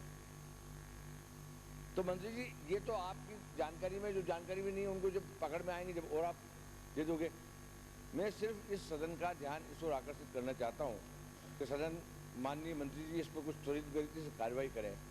और ये भी आप समझ लेना मंत्री जी, कभी भीषण दुर्घटना हो गई तो मैं ये सिर्फ for the sake of speaking नहीं बोल रहा हूँ मैं, उपाध्यक्ष महोदय, I want to bring you on record कि 2 मई 2001 को माननीय गृह मंत्री जी, आज सौभाग्यवश गृह मंत्री जी मौजूद हैं यहाँ पे, तो आपके नोटिस में मैं ये बात ला रहा हूँ कि अगर आप कोई सावधानी नहीं बरतेंगे कोई भयंकर दुर्घटना कभी भी घट सकती है। और मंत्री जी ये बात समझ लें कि बहुमंजिले परिसर में हो सकता है अनेक व्यक्ति निवास करते हो, लेकिन छवि गृह के अंदर एक साथ 1500 आदमी इकट्ठा होता है और जब उसके अंदर आग लग जाती है तो स्टैम्पीड अलग होता है, तो दुर्घटना की आशंका कितनी बढ़ जाती है। मेरा सिर्फ ये निवेदन है कि अगर इनके ये बेसिक रिक्वायरमेंट है तो महीने भर बंद क्यों नहीं पड़ा रहेगा थिएटर, ऐसा कौन सी आफत हो गई। जो एशिया का सबसे अच्छा छवि गृह माना जाता है राज मंदिर, रोजाना आप रेट्स बढ़ाने की इनको अनुमति देते हैं। आज पिक्चर देखना एक मिडिल क्लास का उपाध्यक्ष महोदय एकमात्र जो मनोरंजन का साधन है वो सिनेमा देखना है। आज मिडिल क्लास कोई क्लब में जाकर के या दूसरे प्रकार से बाहर आउटिंग के लिए नहीं जाती है और एक मिडिल क्लास का आदमी पिक्चर देखने के लिए एक तो 400-500 रुपए का बजट उसको स्पेयर करना पड़ता है महीने के अंदर, और आप वहां तो वही सुविधा नहीं उपलब्ध करा रहा है। आप इनको बंद कीजिए। और मैं आपसे निश्चित रूप से उपाध्यक्ष महोदय कहूँगा कि विधानसभा तो नहीं चलेगी लेकिन अगले विधानसभा में पूछ लूंगा। मुझे बड़ी खुशी होगी मंत्री जी आप ये जवाब दे सके कि वाकई में 31 मई को क्रॉस करने के बाद आपने बंद कर दिया इनको और यह कंप्लायंस आपकी हो गई। तो मैं इस बात को इसलिए ज़्यादा जोर दे रहा हूँ उपाध्यक्ष महोदय कि ये सवाल मैंने 1 साल पहले भी पूछा था, रिपीटेडली मैं ये सवाल पूछ रहा हूँ और सिर्फ जनहित की दृष्टि से पूछ रहा हूँ कि पब्लिक सिक्योरिटी के लिए पूछ रहा हूँ। और अनफॉर्चुनेटली ये सवाल पहुँचता नहीं है, रीच नहीं होता है, लिस्ट हो जाता है और आपका एक जवाब आता है, उसको जवाब के ऊपर चर्चा नहीं हो पाती। इसलिए मंत्री जी कृपा करके आप पब्लिक सेफ्टी के लिए इसको एनफोर्स करवाएं और बहुमंजिले परिसर को आपको अगर एनफोर्स कराने में समय लगे तो छवि गृह के ऊपर तो आप तत्काल इसको एनफोर्स कराएंगे, ऐसी मैं आपसे अपेक्षा लेके चलता हूँ। धन्यवाद। डॉक्टर राम प्रसाद। माननीय उपाध्यक्ष महोदय, पूरा प्रदेश लगातार 3 साल से भयंकर अकाल की चपेट में। माननीय उपाध्यक्ष महोदय, बरसात हुई नहीं, नहरों में पानी है नहीं। ऐसी परिस्थिति में जहाँ थोड़ा बहुत ग्राउंड वाटर है, किसानों ने अपने ट्यूबवेल्स के जरिए कुछ अनाज पैदा करने की कोशिश की। माननीय उपाध्यक्ष महोदय, गेहूँ की फसल तैयार थी। जिस घटना का मैं जिक्र कर रहा हूँ ये 26 अप्रैल की घटना है। माननीय उपाध्यक्ष महोदय, हनुमानगढ़ जिला मुख्यालय से 2-3 किलोमीटर की दूरी पर कंबाइन से गेहूँ को काटा जा रहा था। उसी वक्त में माननीय उपाध्यक्ष महोदय एक दर्दनाक घटना घटित हुई और खड़ी फसल में आग लगी। आग लगने की वजह से देखते ही देखते सैकड़ों बीघा गेहूं की फसल माननीय उपाध्यक्ष महोदय तबाह हुई। ये 9, 10 और 11 HMH का मामला है, जिसमें श्री सौभाग्य सिंह के खेत से ये आग शुरू हुई और बढ़ते हुए जुगल सिंह, राजवीर सिंह, अमर सिंह, गफ्फार, भंवर सिंह, कुंभाराम, बलदेव सिंह, ये सब 9, 10, 11 HMH के हैं।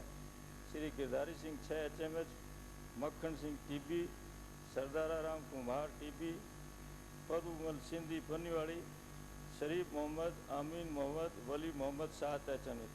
माननीय उपाध्यक्ष महोदय, इन तमाम किसानों की कम से कम 150-200 बीघा खड़ी फसल और बम्पर क्रॉप थी। माननीय उपाध्यक्ष महोदय, कम से कम प्रति बीघा अगर मैं 40 से 50 मन या 18 से 20 कुंटल कहूँ तो ये अतिशयोक्ति नहीं होगी। माननीय उपाध्यक्ष महोदय, बहुत ही उपजाऊ एरिया है और इसमें विशेष तौर से मैं आपको इस गफ्फार की कहानी बताना चाहूँगा। माननीय उपाध्यक्ष महोदय, इसकी माता विधवा है और इसने अपने गहने बेच करके 12 बीघा ज़मीन 60,000 रुपये में 1 साल के लिए काश्त पर ली थी।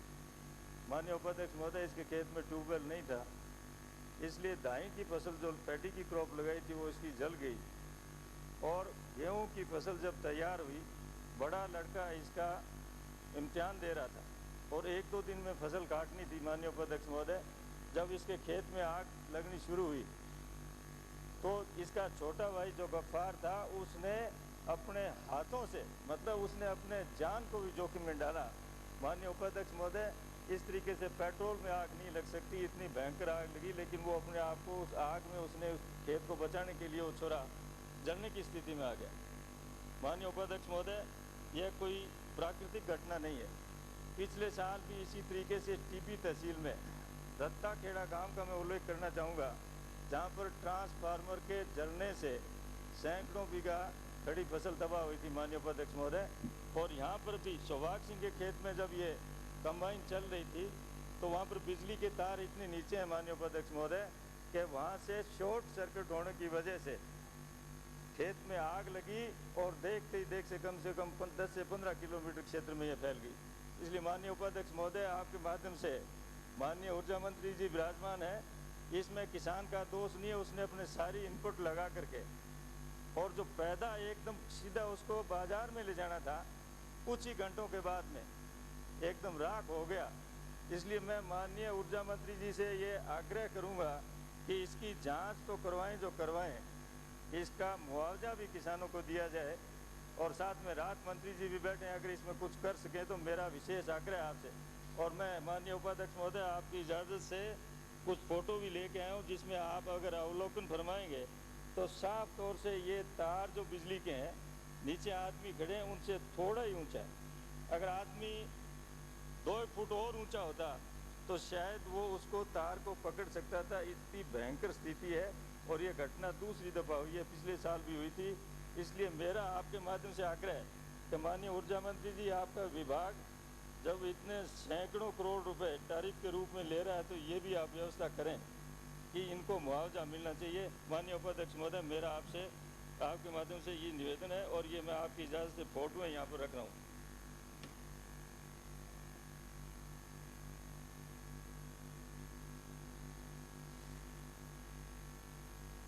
उनको दे रहे हो, आप तो यहाँ रखो। उपाध्यक्ष महोदय, ये माननीय सदस्य ने जो पर्ची के द्वारा अपनी जो चर्चा रखी है, मैं इस मामले की जांच करवाऊंगा और अभी इन दिनों 15 अप्रैल से 15 जून तक क्रैश मेंटेनेंस प्रोग्राम चल रहा है। लाइन जहाँ जहाँ खराब है उनको ठीक करें, जल्दी ठीक करवाएंगे और इसकी जांच भी कराएंगे, दोषी के खिलाफ कार्रवाई करेंगे और मुआवजा भी जो नियमों के अनुसार है वो दिलवाएंगे। मेरे ख्याल से पिछले साल जांच हुई थी, वो भी आप रिपोर्ट मंगवा लेना। ठीक। ये TB तहसील का रत्ता खेड़ा गांव का था पिछले साल का मामला, वो भी मंगवा लेना। ठीक। माननीय सहकारिता मंत्री जी ने अपने स्टेटमेंट के लिए थोड़ा समय चाहा है, इसलिए उनका स्टेटमेंट 4 बजे होगा। Thank you. श्री गुलाब सिंह जी।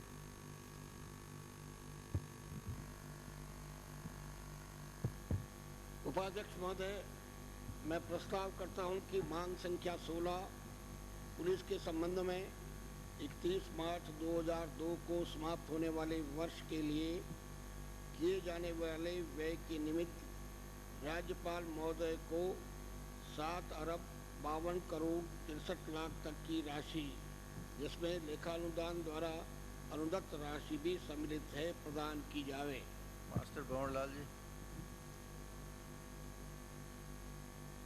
उपाध्यक्ष महोदय, मैं प्रस्ताव करता हूं कि मांग संख्या 17 कारागार के संबंध में 31 मार्च 2002 को समाप्त होने वाले वर्ष में किए जाने वाले व्यय के निमित्त राज्यपाल महोदय को रुपये 30 करोड़ 56 लाख 24 हजार तक की राशि, जिसमें लेखा अनुदान द्वारा अनुदत्त राशि भी सम्मिलित है, प्रदान की जावे।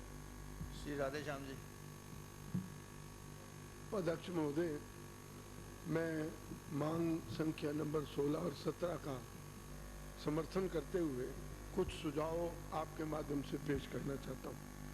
पुलिस विभाग की कार्यप्रणाली में व्यापक सुधार लाने की गुंजाइश है। इसमें कोई भी दो राय नहीं है कि सरकार ने पुलिस प्रशासन की कार्यप्रणाली में सुधार लाने की प्रयास किए हैं, लेकिन जनता की नज़रों में पुलिस विभाग आज भी वह स्थान नहीं बना सका जैसा कि बनाना चाहिए था। मैं आपके माध्यम से मंत्री महोदय से निवेदन करूंगा कि पुलिस रक्षक है प्रदेश के। पूरे राजस्थान के अंदर पुलिस के मामले जो हमारे सामने हाउस के अंदर या हाउस के बाहर लाए जाते हैं, उससे पूरी राजस्थान की जनता कई बार बड़ी चिंतित हो जाती है। तो इसलिए मेरा मंत्री महोदय से निवेदन है कि इस मामले में कोई कारगर कदम उठाकर नई ऐसी नीति या एक तरह की देश को एक नई राह देने वाली पुलिस की ऐसी प्रणाली, कोई नए युग में हम प्रवेश कर रहे हैं 21वीं सदी में, तो ऐसी कोई चीज़ हम सामने लाएं जिससे जनता को, पूरे राजस्थान की जनता को पुलिस पर बहुत बड़ा विश्वास हो जाए। अब आज की स्थिति ये है कि कई मामलों में पुलिस वाले खुद शामिल होते हैं। काफ़ी यहाँ हमारे एमएलए साहबान भी कहते हैं और बाहर भी हम सुनते हैं, बहुत सारी समस्या ऐसी है कि जिसका समाधान होना बहुत अति आवश्यक होता है, लेकिन पुलिस वाले खुद उसमें जब मिल जाते हैं तो कार्रवाई कौन करेगा। मैं निवेदन करना चाहूँगा कि गंगानगर में अपने क्षेत्र की समस्या को 2-4 आपके माध्यम से रखना चाहूँगा। गंगानगर में चोरियाँ पिछले वर्ष 1997 से आज तक 1672 हुई। 3 वर्ष की हत्या का रिकॉर्ड 252 हुआ और 3 वर्ष में ही बलात्कार 252 हुए। तो इस तरह की जो घटनाएं प्रदेश में गंगानगर हनुमानगढ़ जिले में जो घट रही हैं, वो बड़ी चिंता का विषय है। पूरे प्रदेश में इस तरह की व्यवस्था है। खासकर मैं आपका ध्यान इस बात पर दिलाना चाहता हूँ कि कुछ समय पूर्व श्री गंगानगर में एक हमारे पुलिस के एएसआई और एक सब इंस्पेक्टर, एक इंस्पेक्टर, उनको एक